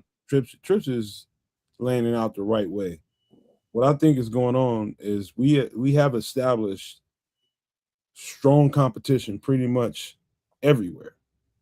But the right tackle, there's very limited competition there. It's Darnell Wright, and we don't know who else. And so to bolster that competition, they drafted and they brought in some guys. And they're doing it the right way, in my opinion. This is perfect. And so whoever shakes out as the second right tackle is going to have that guy that's going to be second on the depth chart behind Darnell Wright is going to have to take some reps over on the left side just to know that you can swing. So you might hear some stories during camp. Oh, they had Mason Murphy taking second team reps or something like that. Yeah, that's part of them grooming him to what he needs to do. And so in order to be a piece that's going to be on a 53-man roster, best believe you're going to have to do more as a backup than play right tackle. Now, from what you've seen on his tape, you said he's a tweener, and but how do you? I'm taking that between guard and tackle, but how do you think he would look on the left side? I was definitely thinking guard and tackle, but on the left side, only time will tell. Only time will tell. I can't tell you that I saw left tackle reps from Mason Murphy because I didn't. But obviously there's something about him and the way he plays that makes them feel that he can be dominant on the left side as well. And it's only going to be when they get in pads, we'll find out, okay, does he have the stuff? Rochard will see what he needs to see. And okay, let's just give him some more reps over here and we'll start working from there. We'll get him right technically and all of that kind of stuff. It is a wait and see situation for him. But they obviously saw enough. Maybe they saw some of that without pads and just like, oh, I like his. He kind of, floats over there to that side and it's kind of effortless to him. Let's see what happens in pads. Well, what's crazy is they when you say they signed him, recognize this guy as a UDFA, and that means they quite literally have to give him money. So they put him on the books for just about $3 million, which is just sort of interesting to look at. It means that they liked what they saw and they think they can get something out of this player, and that's just me translating $3 million into just reality. It's an investment. It is in to some degree an investment indeed, and that worries me, right? Like, wait a minute, why does that worry you? Because I want the other 4 people that are like at the tackle position to own the tackle position, if at all humanly possible, right? And we're talking about Jedrick, we're talking about potentially Braxton, like whoever does not win that left tackle job should have some stake in this, as well as Karan. Karan's huge, like 3rd round pick, really hasn't done anything, and at this point, like what this says to me, Karan may not be long for the Chicago Bears. Like let's just be honest here. Yeah. I would like to see Karan step up to the plate finally and find a position for himself on this team, man. Solidify his future on the Chicago Bears. That also goes for Theo Benedict, who I think played great last year. All 4 of those guys, in my opinion, really deserve not just a look, but deserve to like. But look at what now. Remember, between Theo, Braxton, and Jedrick, as well as Karan, I think they all pretty much got 1 year left. But what was Corny's last comment? Now, Corny Murphy said can play every position on the O-line, including. One thing I didn't see him do was left tackle. So his versatility is already kind of making him more valuable than like the aforementioned guys. That's helpful. So think about it this way, kids. When I started talking about depth, what is my main complaint all off season and during the season while we was having it? What was my main complaint about depth? That we didn't have any. Exactly. This is investing in your depth. This is what this move is. And so however this plays out, whether it's Karan, whoever, Theo, doesn't matter. It's about making sure the competition is solidified so that everybody knows your feet are to the fire. And I need to see the best you. Mm-hmm. Because what we got coming behind you is somebody that we think is going to push the best you out of you. So because I want the attitude to be like, hey, Mason Murphy, hey, Theo, you lucky you can swing because Murphy's taking your spot at right, son. Now if Murphy is that, valuable as far as depth for other positions as well, I want that competition, to push out, I'm not saying bad players, but we want better players. We can't get, in love with names of certain guys when there are other guys that's coming in that are more talented that are like, oh yeah, for long term, you're going to be better for the team. So, I just want good competition and, may the best players play. One of the things about Auburn's line when I was watching those reps about Mason Murphy was Auburn probably had one of the best lines in college football, quietly. Their record won't reflect that, but they had one of the best, more versatile lines in college football. They had multiple players like Mason Murphy that could move from position to position seemingly, just seamlessly. And that's what I liked about some of those guys. They had another guy, number 75. Sometimes he's guard, sometimes he's tackle, sometimes he's center, sometimes he's the other guard. And you could tell who the best 2 offensive linemen they had on the team were. It was 75 and 76. 76 being here, Mason Murphy. He was clearly the best offensive lineman on that team. And he was the leader of that group. And so what they just brought in was a leader, not only a leader, but a versatile one as well. That can kind of, hey, if somebody's hurt, hey, Mason, I need you to kick in there. I know you didn't take that many reps this week. I need you to come in there and get us out this game. No problem, coach. Boom. He's out there on the field. And so who has the most to lose? Yes, it's Theo Benedict and Kieran Amagaji. They're going to have to step it the F up. Well, it also. Oh, I'm sorry, Kez. Go ahead. No, I'm just saying from a competition perspective, it's good to have. For me, it's just the fact that they put money in his pocket, right? Like that's where things make a little bit of a difference for me. What does that tell you, kids? What does that tell you? It tells me two things, right? The first one is they believe in this player, and it also tells me they probably believe a little bit less in one of the guys who's on the team right now, right? Like those are two things that it tells me. And that's why I'm saying it's a little bit worrisome. It should tell you those two players that you're thinking about was thrust upon the team, and they just wanted to see what they had. And the other thing it should tell you is hand-me-downs. Yeah, it should be these are the guys that we want to build from the ground up. And if either one of these two guys stay around, that means they stepped up their level. And so that's what that tells me. But now I also like the character of Mr. Murphy by saying, hey, USC, SoCal, you know what I'm saying, all co-eds, hey, nah, bump all that. I want to increase my draft stock by increasing my football IQ by going, into the lion's den, if you will, to the SEC. No, I'm not going to focus on, one position. I'm going to have the versatility. Now, of course, that may have hurt his draft stock if he was just like a dedicated right tackle, but hey, he's undrafted. He gambled on himself and he got a $3 million contract, UDFA. So that's $3 million more than I personally have. So you know what I mean? So his drive, his determination, his willingness to, put it all out there, I like that. And I think that's part of the character that Ryan Poles looks for with the love of football as well as Ben Johnson.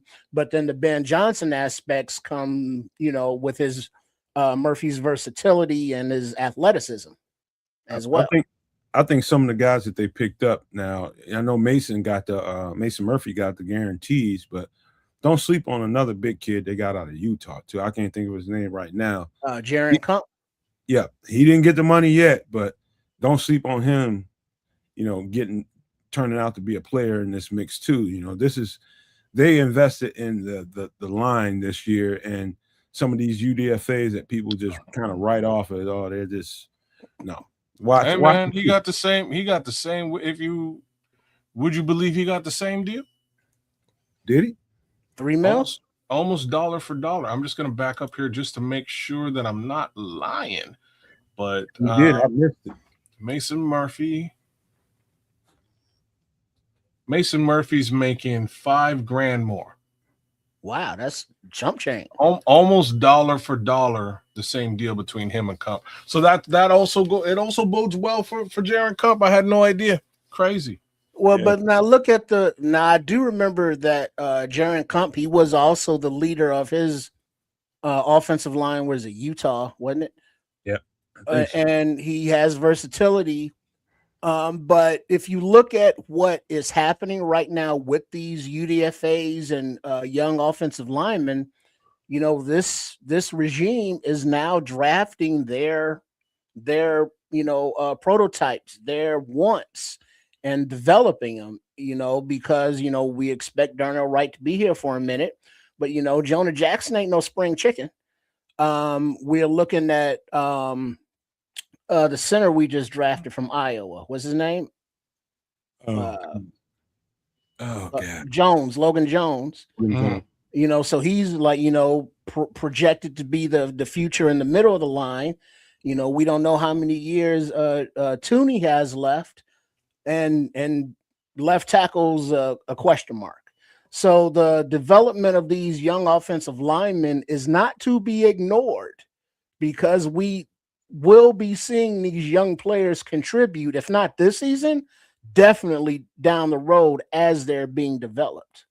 Hey, you guys do us a favor and hit the like and subscribe for us. Just stop for a second, jump out, and make sure you hit the like and subscribe on all 3 channels, the Kids of Canuck, on Keds Canuck channel and on Sports Chicago Style. Make sure you stop and hit the like, share, and do all that, and subscribe to all the channels. It's free. This is probably something we didn't emphasize more on the show, but I'm going to say this now, and it's going to be a hot take. I think once again this year, Coach Dan Rochar is going to be the secret sauce to however good this offense is going to be. Let's go. It's because of the investment in the offensive line, the development of the offensive line, which he was brought here to do. He's a master at it. I don't know how he does it, but if you listen to Terran Armstead, he does it in a very discreet way. He is not allowed in your face spitting, do this, do that. No, he's going to challenge you to make you think within yourself, to bring the best out of yourself. And I love that about everything. All the earmarks about this offensive line starts to make me think this is going to be one of the more dominant bunches in the league when he's done with this, and they're just really getting started with it. And it was a really interesting point to put on this offensive line conversation is that Ben Johnson, working, directly with Coach Rochar on the offensive line on, installs or designs or what have you, because Ben Johnson, we think of him being the guy that gets all these receivers open and in the space, but he is very involved, very detail oriented with the run game. So the aspects of the cohesiveness with the staff and having the same visions for the players and the goals, I think we're going to be seeing that in the development as we saw in last year's draft class. People, you know what, Trips? People forget. They see all the flashy splash plays that happen in an NFL offense from week to week, and they forget how all this stuff happens. It is all predicated on how much you invested in the trenches and how well those guys operate together. Those guys, if you haven't made the investment and those guys don't operate very well together, you got a basically a shipwreck just floating out there waiting for the last, missile to come sink it. So I love what we're doing, bro. I'm just gonna say this out loud as well now. So now that I've gone and looked at Jaron Kump, I'm not so sure. I don't know if Garrett Bradbury makes it through camp. There you go again. Well, no, I kind of agree with that because I tell you why. No. When Ryan Poles traded for Garrett Bradbury from New England, that was, right after it was a knee-jerk reaction to Drew Dolan. Buddy retired. Yeah. So that was, the quick, reaction. And the reaction, the quality of player is good. Granted, he's older, but it was like, yeah, that's cool. He can be a bridge guy to, our younger center. And so now, with that retirement, what was his name? Drew Dolan. Drew Dolan, thank you. With Dahlman's retirement, now it's like, all right, we got Bradbury, cool. But now what did they do? They drafted a second-round center who's already, 25 years old. So he's ready to compete now. And theoretically, I would see that if Logan Jones steps up, at the beginning of camp, and he's like, hey, I can handle this starting center position. He's making all the calls. He knows everything that he needs to know. Now Bradbury becomes expendable. And it's not like, he just needs to get cut, get him out of here kind of thing. It becomes now he's a tradable asset because you have, all these younger offensive linemen behind him developing. You got your starter in Jones, and you hope that everyone stays healthy, obviously. But if worse comes to worse, you have other players that they're developing to take those spots because of so many players with the versatility. So now Bradbury becomes a tradable asset to flip for something that you need, whatever position that may be, or draft pick, down the road, whatever. I understand where y'all going. I think y'all just rushing to a point, and I'll tell you why. The only thing you're leaving out of that conversation is the coach's mind. Coach's mindset is you know how hard it is to establish chemistry between 5 offensive linemen. Rep in, rep out, rep in, rep out. Okay, fixing this, fixing that, tightening this, tightening that. And once you do find the symmetry, one thing about coaches I can tell you to be the truth, they don't want to F up nothing once they got it going. So Garrett Bradbury is, once they find symmetry, he ain't coming out that. I don't care how good you think Logan Jones is, and I think he's a stud. So let me put you on pause there with your comment. Hold on. I'm telling you, the mindset of a coach is to not F this up. I agree. And why I wanted to put you on pause there is that, do you want to establish some level of cohesion with a player that you only have under contract for 1 year when you've got 3 potential centers that are signed for multi-year deals? Coaches don't look past a year. They look into this year. GMs do all that. And as a GM, but follow what I was just saying. Your roster saying, I got these 3 guys that can play center, and I got an older guy on a 1-year deal who I could possibly trade. I'm just saying, I want Logan Jones to build that relationship, that cohesion. Like I'm just talking about cohesion. Love y'all, but y'all straight pipe dreaming right now. What's that? Yeah, I love y'all, but y'all straight pipe dreaming right now. No, that's where it's going. There'll be no flipping of no centers right now. He's going to play, if everything goes right and they develop chemistry and symmetry between each other, he's going to be. This is what I'm asking you, right? He's kids is what I'm trying to tell you. Do you want to build chemistry and symmetry with a player that you do not have not have under contract? Yes, so that you can win next year. But you could do that potentially with Logan Jones. Why would you want to put a if that was the case, Bradbury would never be here if they wanted to put a rookie center under Caleb Williams. He was drafted before. Sorry, they traded. Bradbury, then they drafted Jones. They traded for him as a knee. Because when they traded for Bradbury, they didn't have a center because Dahlman retired. So there was no center. And also the draft was still down the road. Also consider the fact that Bradbury doesn't know this offense yet, and neither does Logan. They're both starting from scratch, right? Yeah. Both of them are. So Bradbury have to royally screw this up is the best thing I can tell you. Well, no, I don't think it's a point of Bradbury screwing it up. I think it's just, does Logan Jones look good enough? Yeah. Because if you look at the trajectories of their careers, we're expecting Logan Jones to be ascending, whereas we know what Bradbury was and what he is, but he's 31 years old. So the future is Logan Jones. And it's like, I get, Bradbury's the veteran. So you want, to win this year. So you put him in there, but if Jones can build the rapport and repertoire now, that's better for the team going forward in the long term. Guess what? When they get into camp, when they start going through the regimen of practice, and the team and Ben Johnson has all this practices set up for the entire camp, and they're kind of sussing out who I want to have reps here, who I want to have reps there. And we need to get a certain amount of reps to install this, a certain amount of reps to install that. Guess who's going to be the first one up? It's going to be Garrett Bradbury. And unless Bradbury F this up royally, which I doubt because he's a pro center, Bradbury's going to be the guy. And Logan Jones is going to be the heir apparent and a real close second. Mm-hmm. Just being honest with y'all, man. Coaches don't want to F that up once they got that chemistry developed, once they can communicate with each other flawlessly and everybody knows what they can do and they execute very well.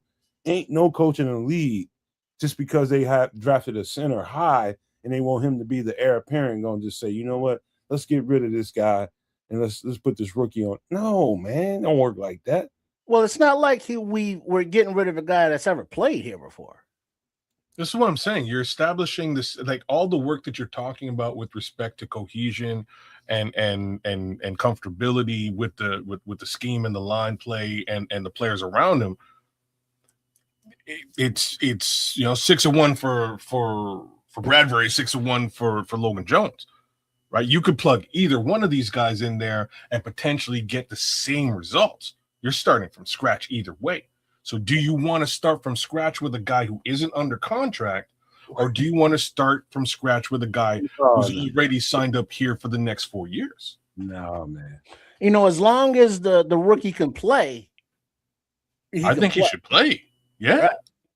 Dog, if he don't have to play, I think the rookie should sit his ass down and wait and keep getting practice reps and getting ready for when his time comes. That's where we at. Because I just don't want to get Caleb, comfortable with Bradbury, and then he's gone next season. Bradbury's gone, that's exactly. So let's get deep into that for a minute. So Bradbury performs admirably in 2026.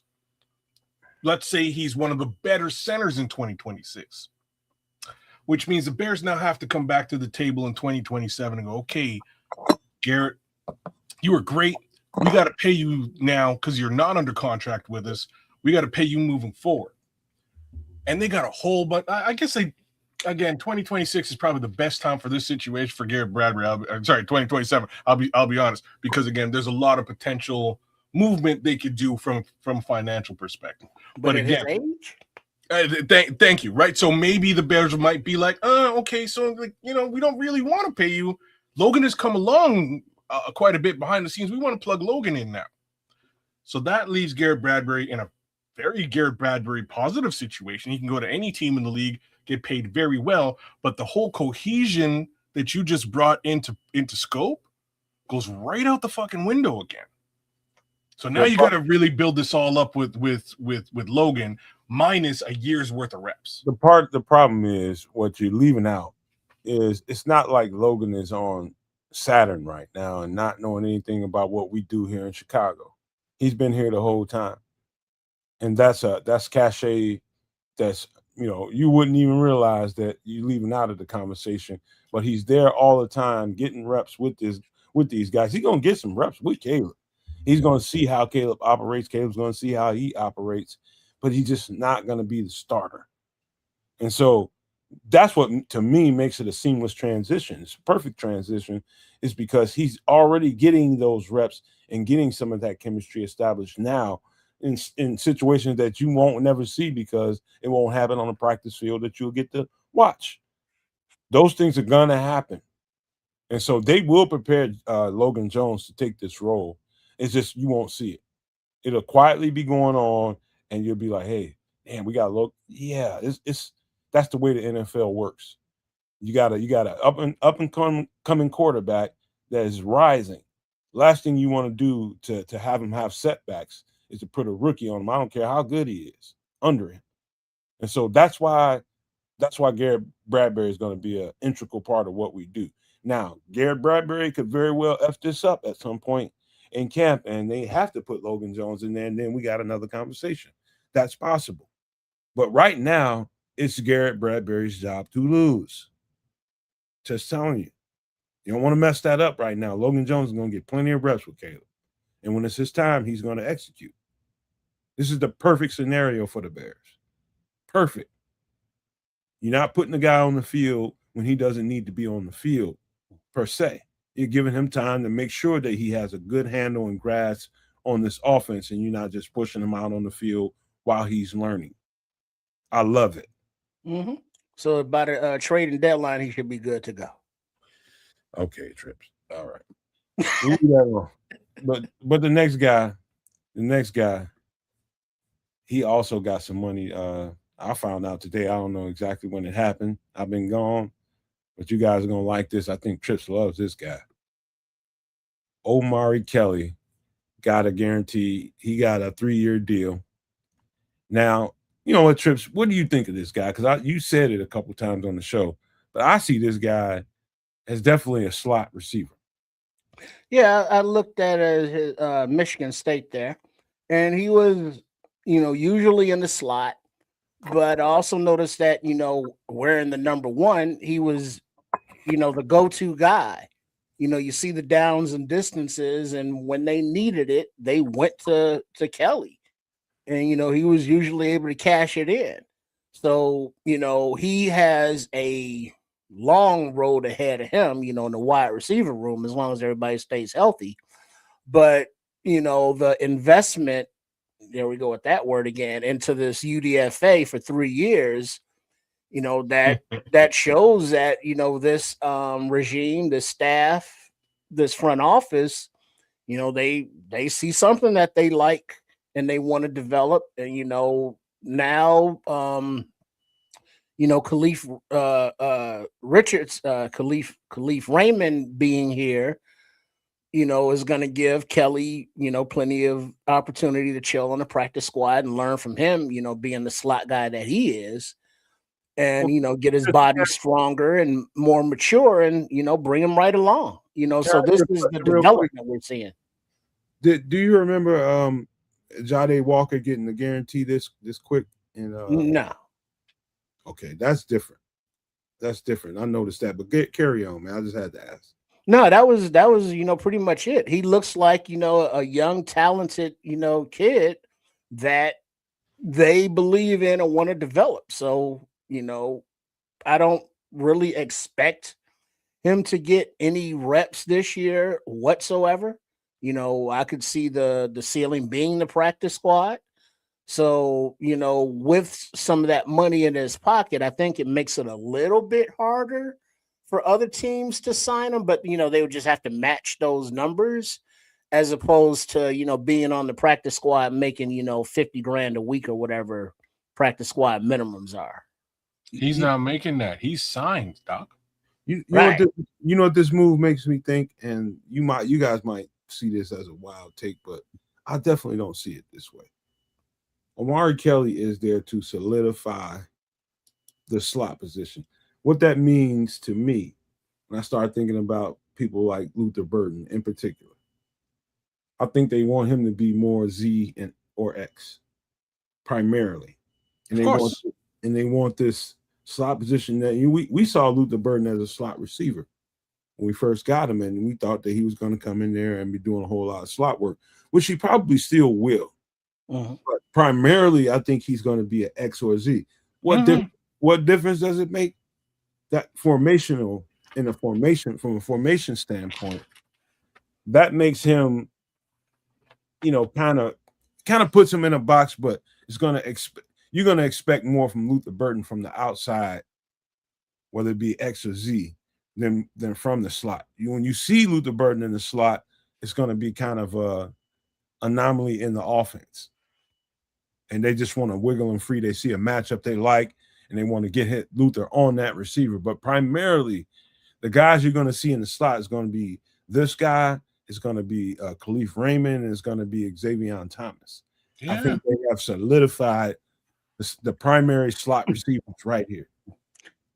And I think also that we don't say his name enough, but White Chocolate, J.P. Richardson, every workout that I've seen, in the offseason with Coach Randall L and the wide receiver crew, J.P. Richardson's been right there.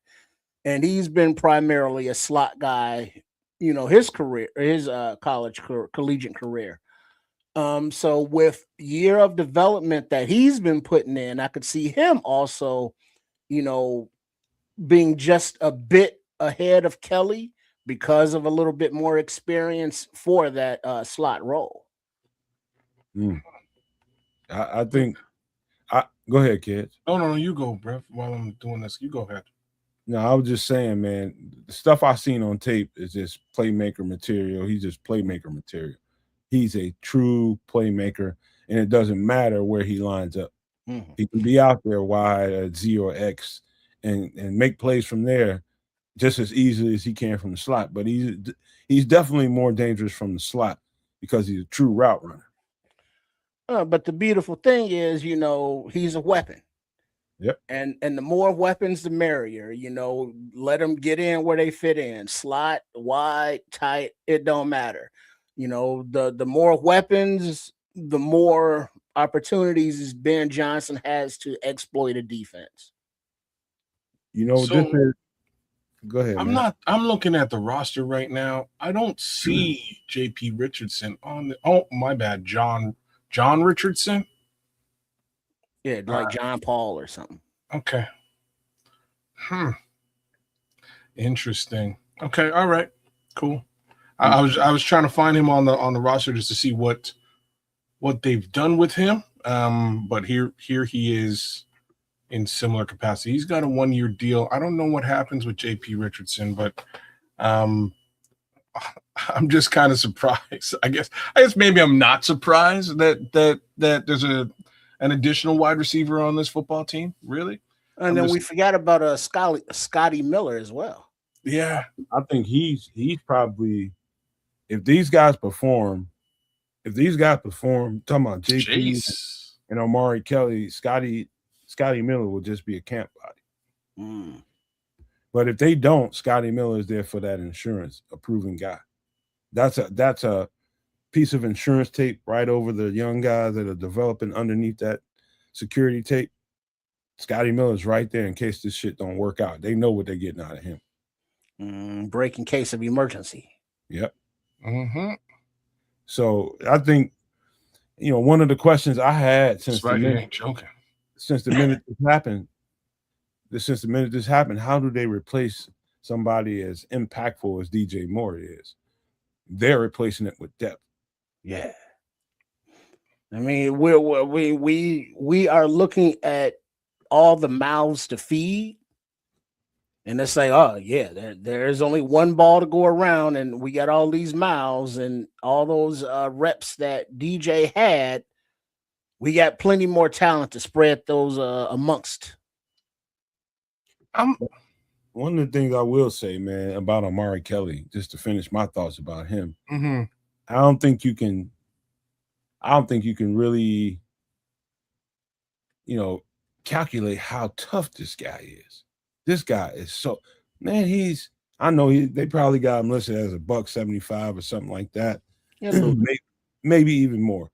But that guy plays during the season probably about $165. But boy, is he tough. What? I'm talking about going in and doing the routes that really don't nobody want to run when you this size. This guy does it and makes the play. Absorbs the hit, gets up every single time. His physical toughness is relatable to me, to my love for the game. You ain't taking me out. At $165, bro. That's like, I remember how they were clowning what's his name now? Bro, wide receiver in the Eagles, man. Not the one who's left there. Damn. During the season, man, people don't realize you lose a lot of muscle mass during the season. So you can come in the game. He could start off the season at $185, $190. By the time this is all said and done, the rigors of a 17 game NFL season, he's down 10, 15 pounds of pure muscle, because that's how much the game will take out of you. No. Is it Deshaun Jackson? Deshaun Jackson was pretty light, man. Is that who? Why am I feeling it's not Deshaun? It's probably Deshaun. No, it's Smith. Devontae Smith. Because when Devontae came in, he came in at $185, and everybody's like, "Yo, you're skinny. You're not going to survive." $185. You might have been lighter than that. Yeah, he's about like 168, 170. Okay, even lighter than that, right? That's what they were clowning him about. He's played well. He's done a great job over there, and he hasn't really caught the injury bug. But he was slim. 75, leaving his grandma's house after Thanksgiving. Jeez, that's what I'm saying. Like, if Devontae can do it, cool.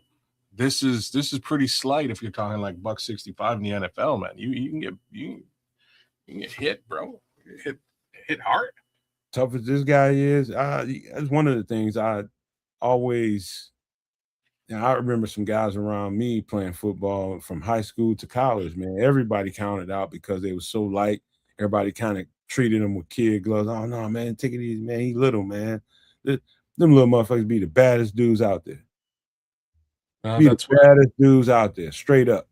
That's why St. Brown works, man, because St. Brown is rocked up. And that's one thing that I can say about him over in Detroit. He's cut out of stone. Both them boys are. Both them St. Brown boys are. So, in the slot, being a smaller guy, I get it. But NFL's an MF, man. When it comes to them hits, you never know what you're gonna get, what's coming your way on any given Sunday. I think this is your 2026 version of Jade Walker in 2025. He's gonna get his opportunities, and when he does, he's gonna get the crowd up. I'm telling you, he's a player. Trips, you know that. You saw it. All that dude did was make plays on his film. You think he sees the field this year? Yeah, he get out there at some point.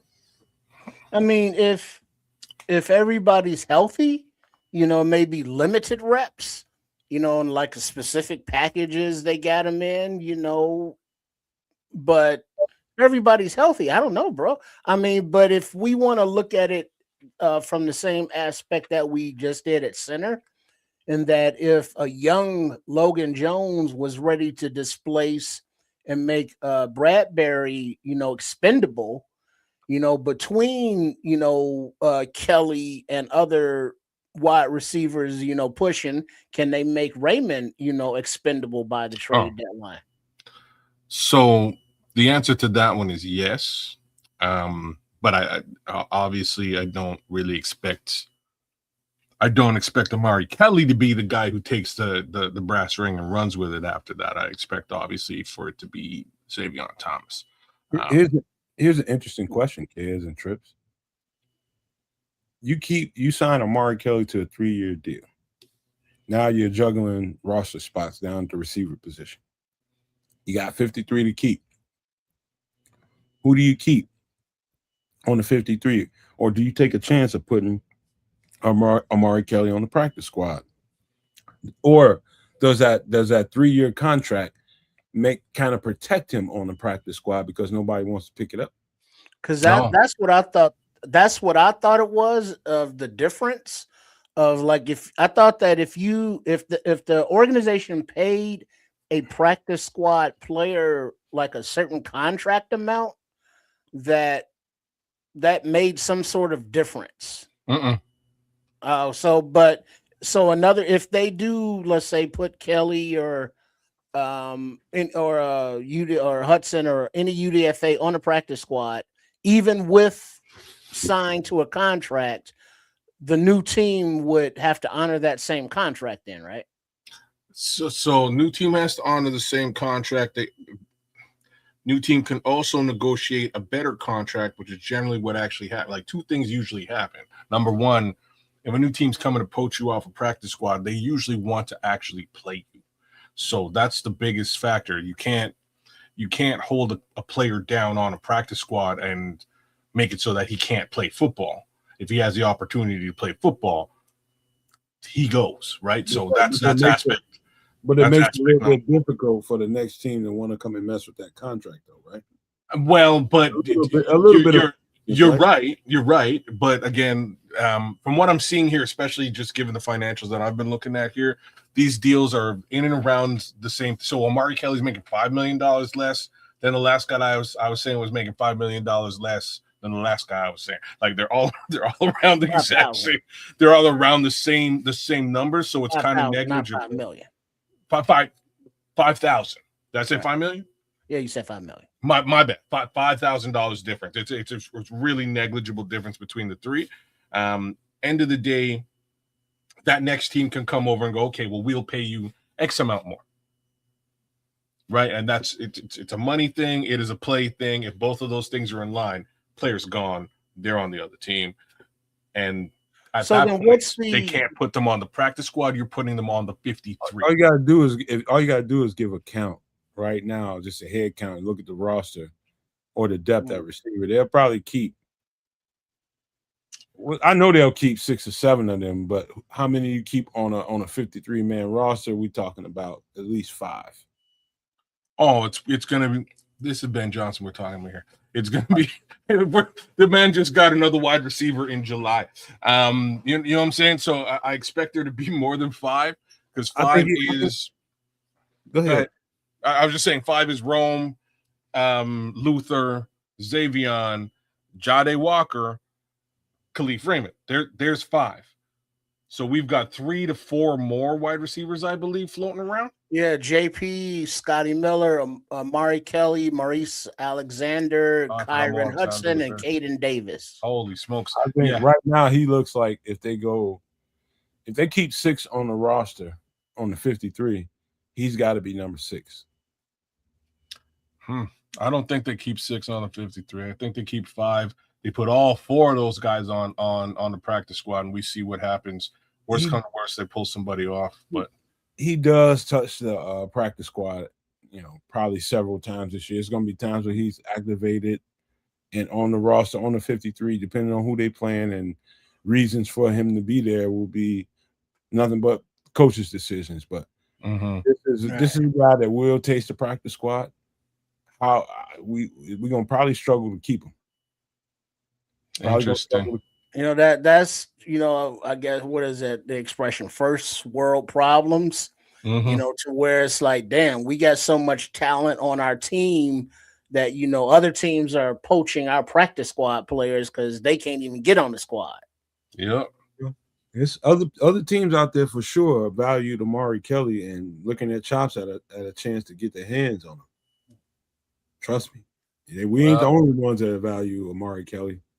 The question would be, why would him and the others be making so much? Is it because they had other offers from other teams, and the Bears outbid them as UDFAs? Well, that's an interesting comment, Trip, because really these are our UDFA talents that are signing on for 3-year deals. And I'm not saying that these 3-year deals are exorbitant big money, but still it's a 3-year commitment, which I find a little bit weird, right? Like if you're just going to sign on a UDFA, in my opinion, you do it for 1 or 2, see what happens, cut bait if it ain't working out. 3 years, that seems to be like an actual investment in a player. So maybe you're bang on here. Maybe this is just damn, Amari Kelly was being looked at by the Patriots and like we didn't want him to go over there, or maybe the Packers are looking at him, we don't want him to go over there, and then have the same mentality for your Marlon Murphy and your Jaron Kump. But I don't know. The only thing that makes sense to me is the structure of the contract makes it more difficult if we have to put him on the practice squad for other teams to deal with. Kind of helps secure him, because you're right, they can get him, and once they get him on the roster, they can ask him to restructure his contract.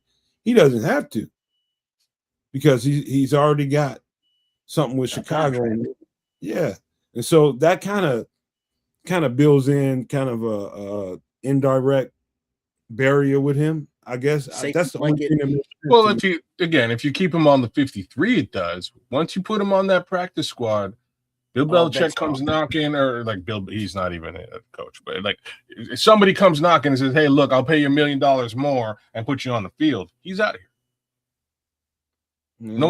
There's no loyalty, no questions about it. I get to play football and I make more money. Where do I sign? See you. Peace. You got to be pretty desperate, because teams are pretty tight with that kind of stuff with practice squad players. And so I think they did it right, putting that contract on them, guaranteeing him a certain amount of money. He doesn't have a choice if a team picks him and says, we want you to put. He can always say, I don't want to play for you, I want to play with Chicago. Don't waste your time. He can do that. His agent can do that. Yeah, that's why we just gotta hope. We gotta hope that the positions that we don't want to lose players at, that everybody stays healthy around the league at those positions.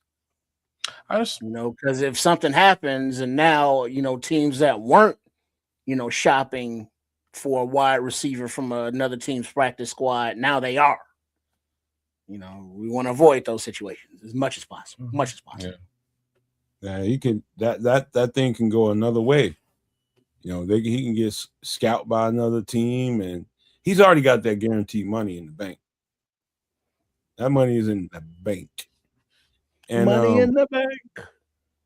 And some other team comes in and wants to grab him. I'm telling you this. I think we stand a good chance of keeping him on the roster because there's always injuries and always, you know, it's stuff that happens. Knocking on wood, but we need this guy to stay with the Bears with the C on his helmet, man. To see this out, man. I really think anything they can do to get this guy on the 53-man roster is going to be important. Yeah, he's a baller. He's a baller. So, in your opinion, both of you, because I haven't had the chance to look at Omari Kelly, if you were to compare him to Squirrel White, what's your, you know, how would you feel about that comparison? Either one of you. One, I tell you, one would be way more explosive down the field and way more big play capabilities, and that would be Squirrel White. The other one is more dynamic in between the hashes, in between the numbers, and can bring more to the table. Squirrel's tough too, but this guy's proven to be game in and game out, hit in and hit out. I can absorb that punishment and get up and get to the next play. And just from my looking at it, because Squirrel is what the Volunteers, Tennessee, and their utilization of him in their offense was just different than what Michigan State did.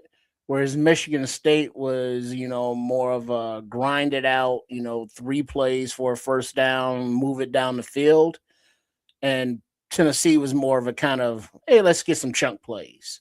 Mm-hmm. Squirrel White benefited with those chunk plays because, he was fast and squirrely, hence the name. But Omari Kelly was, Michigan State's workhorse. He was their stud. And also he's bigger at 6 feet, 188 pounds, and he runs, 4.4. So he's not small and he's not slow. So his toughness and, his intelligence, because they utilized him in so many different formations and lining up all around the field, he's, I think, more rounded a prospect than Squirrel White. Let me say it to kids like this, kids. When I say the title possession receiver, what do you think I mean by that? Generally 50-50 ball guy. That would be the first thing that comes to mind. Okay, that's part of it, but how about the 3rd and 7?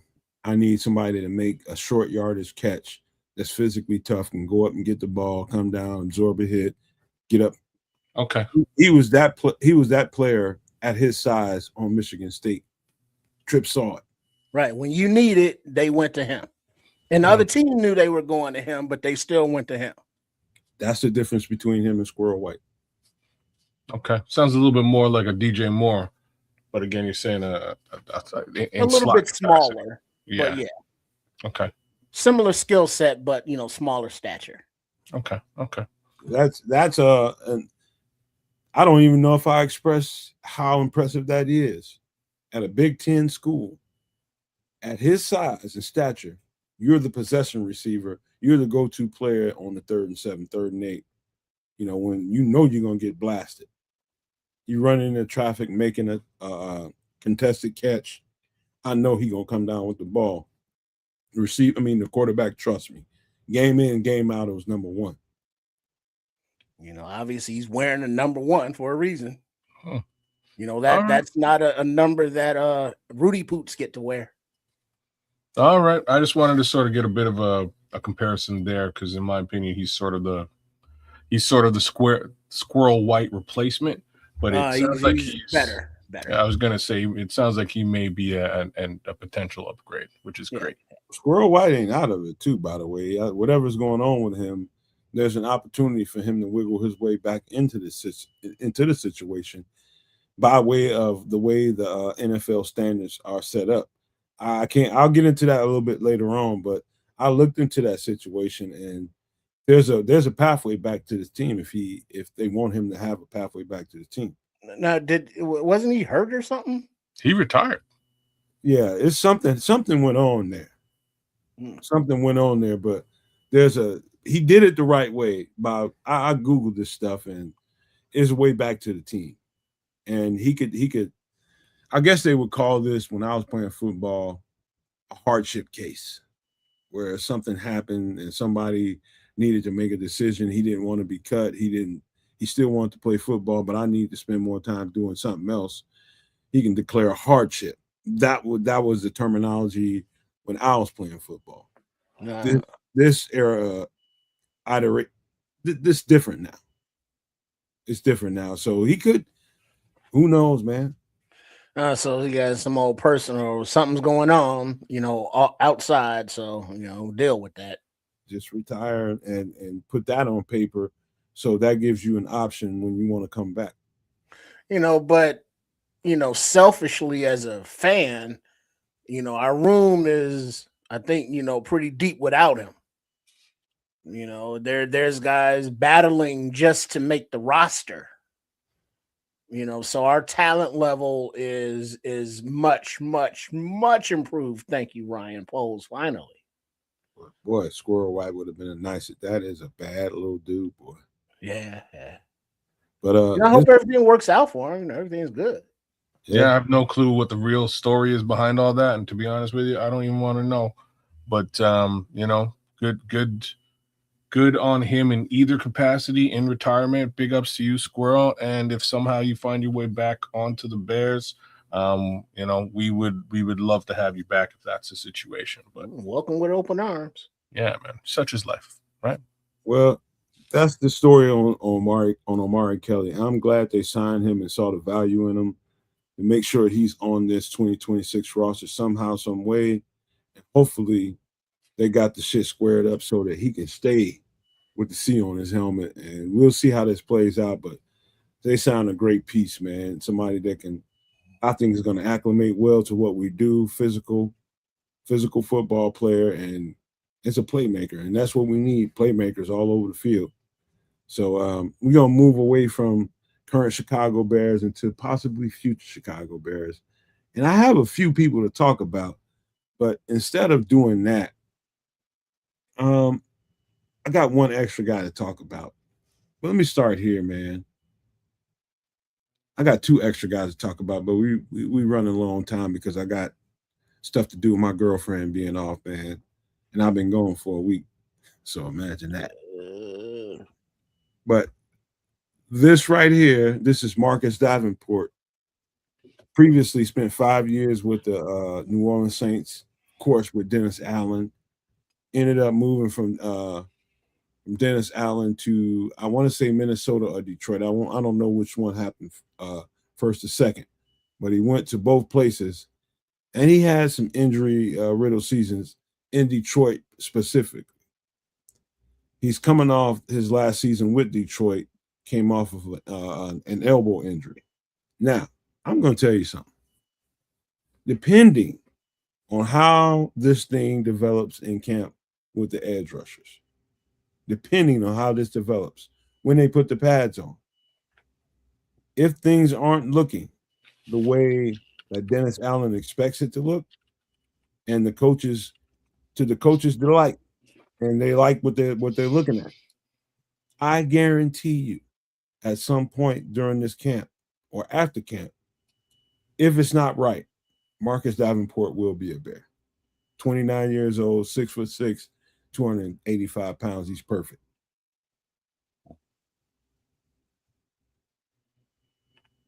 No thoughts? I can continue.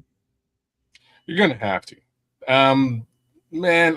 I'm just at that level where I don't think they're gonna do anything at this position. I don't think they really want to invest any more money at this position, and I think we're just gonna find out what it looks like this season. And same token, fingers crossed, all positive thoughts, is that Austin Booker just jumps off the film all the way through 2026. And that's kind of where my head is with this one.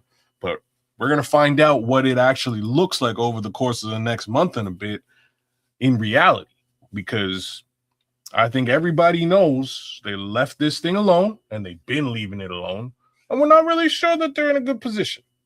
So, Marcus Davenport is just one of those guys on that list of guys that they might go and fetch. I don't know. And let me say this as plainly as I can. I'm not sure if you half-ass this thing this time around, right? Like if the position isn't solid and you're worried about it, putting $6 million towards that problem is likely not going to fix the problem. Just First going of all, you ain't gonna spend $6 million on them because he's coming off of 2 injuries with Detroit, and for the first time in Marcus Davenport's career, 5 years with Indy. I mean, with New Orleans with Dennis Allen, a couple more years with some other teams. This will be the first time he has to play supplemental football, so he doesn't have to be the guy play in and play out, which helps. This is why it helps a guy that's had a couple injury problems here and there. You don't have to go out there and play 60 reps. Right. Granted, he's 29 years old, so he's beyond prove it deals, but with his health, this is a prove it kind of deal. Yes. Maybe he's holding out for a team that playoff type team. And maybe the Bears do need just a little bit more of a oomph after the pads go on, with the familiarity with Dennis Allen. If Dennis Allen was like, yeah, I'd sign off on him and we need him, cool. It's kind of irritating that we would need him, but it'd only be for a year. And if it's necessary, it's necessary, but we're just hoping it's not necessary. Amen. Wow. That. One other thing, let me just say this. I just need to get this for a take for his shorts. One thing I know about Marcus Davenport, speed to power is what you need in a 4-3 defense from an edge rusher. Speed to power, you need to be powerful. You need to be quick. You need to be fast. He's all of that and some. And he's a great compliment to Montez Sweat. They're similar guys in that regard. Both big, both powerful, both sets a firm edge in the run game. Man, this would be a perfect stopgap situation for us. Perfect. The guy is, he's just stout and powerful as they come as an edge rusher in a 4-3 defense. This is what they need. This is really what they need right here. To have a good rotation after Austin Booker or Montez Sweat goes out. You need to have a proven guy. This guy doesn't have to take starter reps, and that's going to me, save him for the long haul. This is a perfect situation for Chicago. Very interesting. Yeah. Dollars and cents would likely make sense. I just don't know. We've been hoping they would make some level of a move at this position for God knows how long. I just don't see it at this point. I just, I don't know. They're just waiting. They don't feel like they have to be aggressive right now with it. And it's July. And that's why they don't feel that way. Huh. But right when camp, starts to start getting fired up, the vets like Davenport and all the other old schoolers will be like, all right, agent, where are we going? Yep. And then they'll, roll into camp, a week late, and then ramp up, slowly. Because at his age and his body condition, he's not, taking all those reps in camp. Doing them a favor, not putting them through the rigors of camp. Yeah, basically. Why put his ass through camp and you know what he can bring to the table?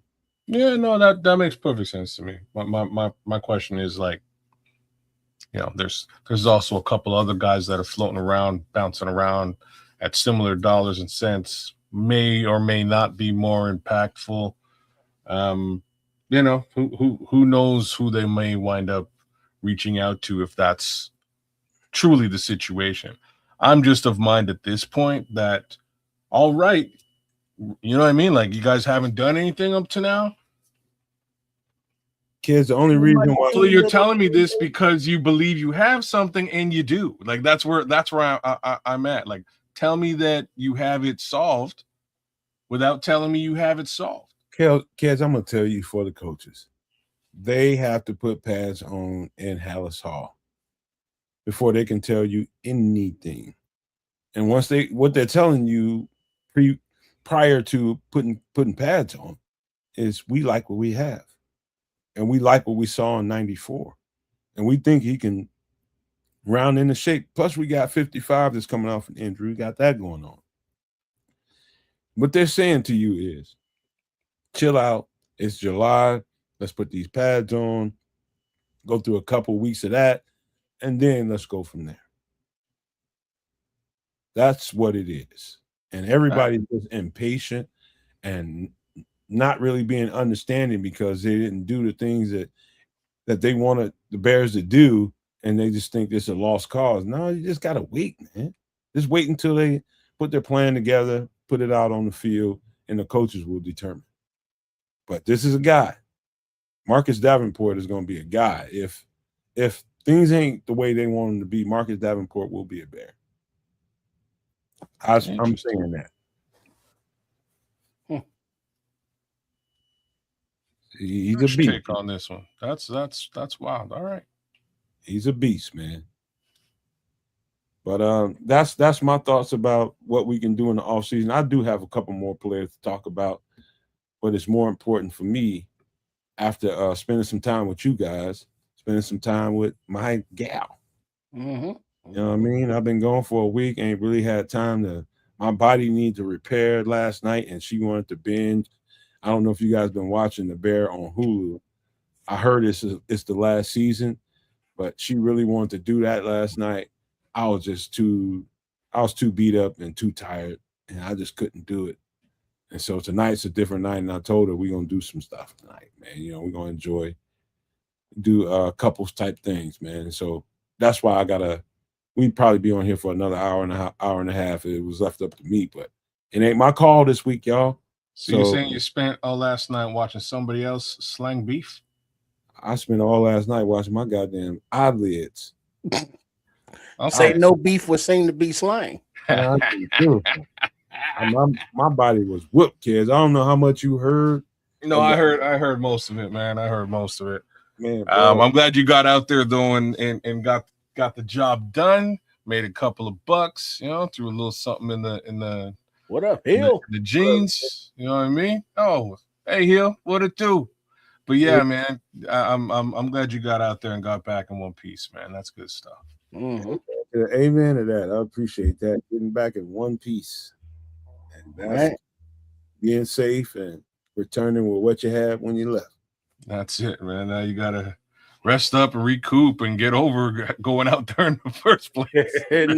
Say no math feeling like that old dude that got beat up by that bison.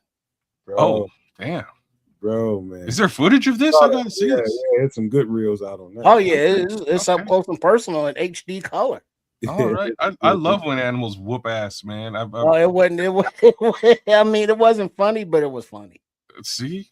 Because it's not AI. And there's such a incredible shot of, hey, while y'all standing there, this ain't no zoo. Y'all see that wild ass animal rolling there looking at you? Oh, now you think you're gonna run from them? Huh? Oh, you gonna use the trees and run around? Oh, look at you! You can fly. Hey, you know what this? Hey, Trish, you know what this says to me is this: when you hear people say he ain't got no sense or she ain't got no sense, this is what they mean. Like people don't have good sense. Man, I've been trying to tell you this. What is it? Yosemite Park, or a national park? So it's not a zoo. It's not a contained area, and these are wild animals. Bison. Several tons. Just because the bison, from the angle of the camera, the bison looked at old boy taking pictures, and he was like, "Oh, word, you gonna do it?" You know what? You keep being surprised by it. Hey, you with the camera. You keep being behooved by people just walking up to wild animals and getting just shit wrecked. Man, And I understand now that these people don't have the barriers that people with sensibilities have. They don't have the barriers. I mean, there's signs all over posted. Not only don't feed the animals, but don't mess with the animals. They don't have the awareness, man. It was Yellowstone. He does now. Yeah, Man. Yellowstone. He'll do it somewhere else. We showed the park. He'll do it somewhere else because he doesn't have sense.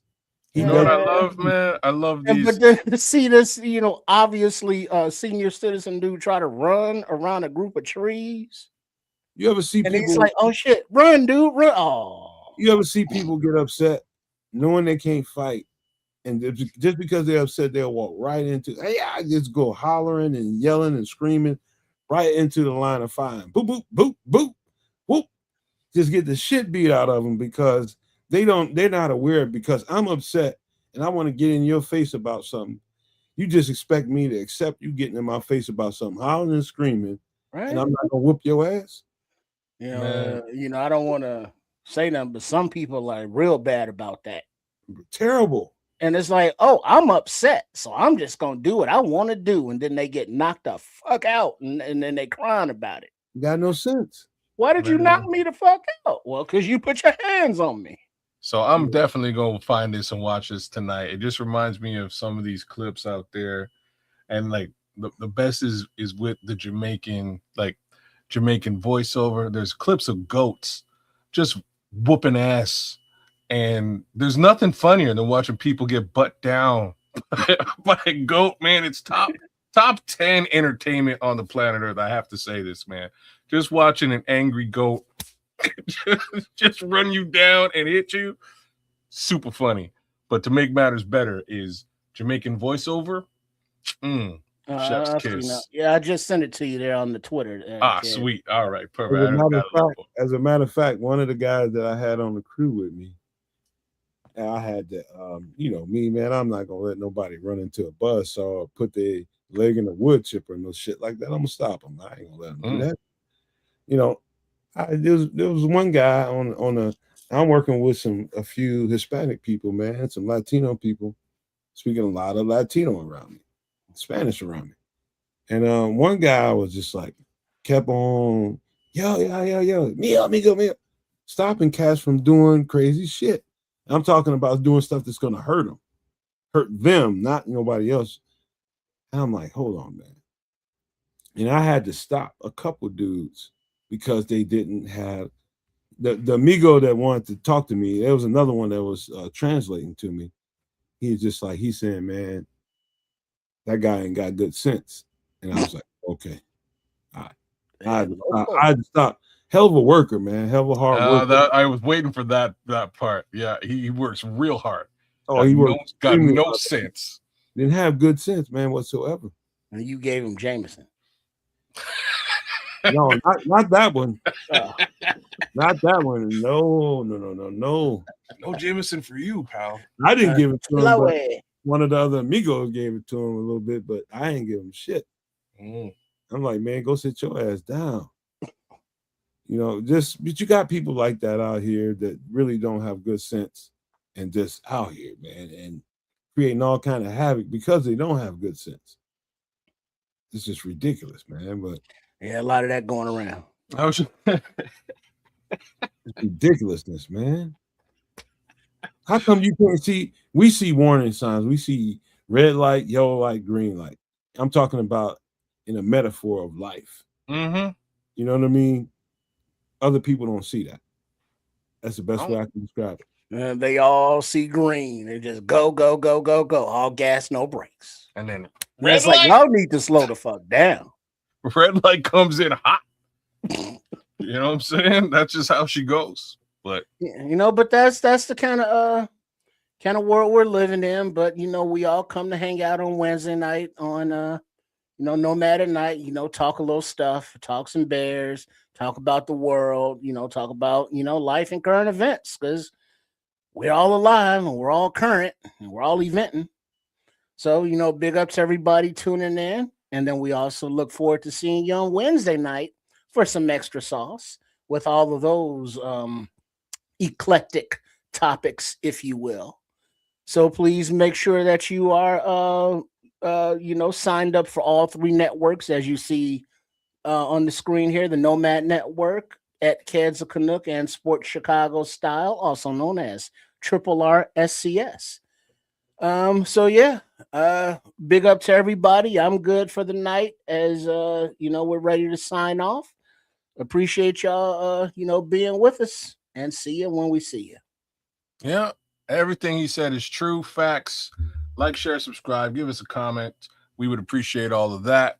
Hopefully you guys are watching either X-Men 97 or House of the Dragon, because they're dope as all get out, and we will definitely discuss more about that on a future episode of Extra Sauce, I'm sure. That being said, y'all have a good weekend, man. Enjoy the rest of the week. We'll catch you on Wednesday. Nomad? X-Men 97, House of the Dragon. Because I haven't seen either one of them as far as House of the Dragon goes this year, I'm still saving. X-Men 97, I'm going to have to brush up on. And I don't know what. Is that a movie or a series? It's a series. So, quick synopsis. Back in the day when we were younger, there was an X-Men cartoon. Hopefully either one of you are familiar with it. Dope-ass cartoon. One of the better cartoons back in the day. They just basically continued right on from where the last episode of that show back in the 90s or whenever it was. And they kind of have full license to really do some dope stuff with the X-Men roster. Last season was awesome. Super, like. Wait a minute. What network is it on? Disney Plus. Oh, I might have to. Yeah, I don't know if I'm gonna be able to see that yet. I don't think we got. Yeah, I was just gonna say you're gonna magically make it appear. It's stranger things have happened, but it is super dope.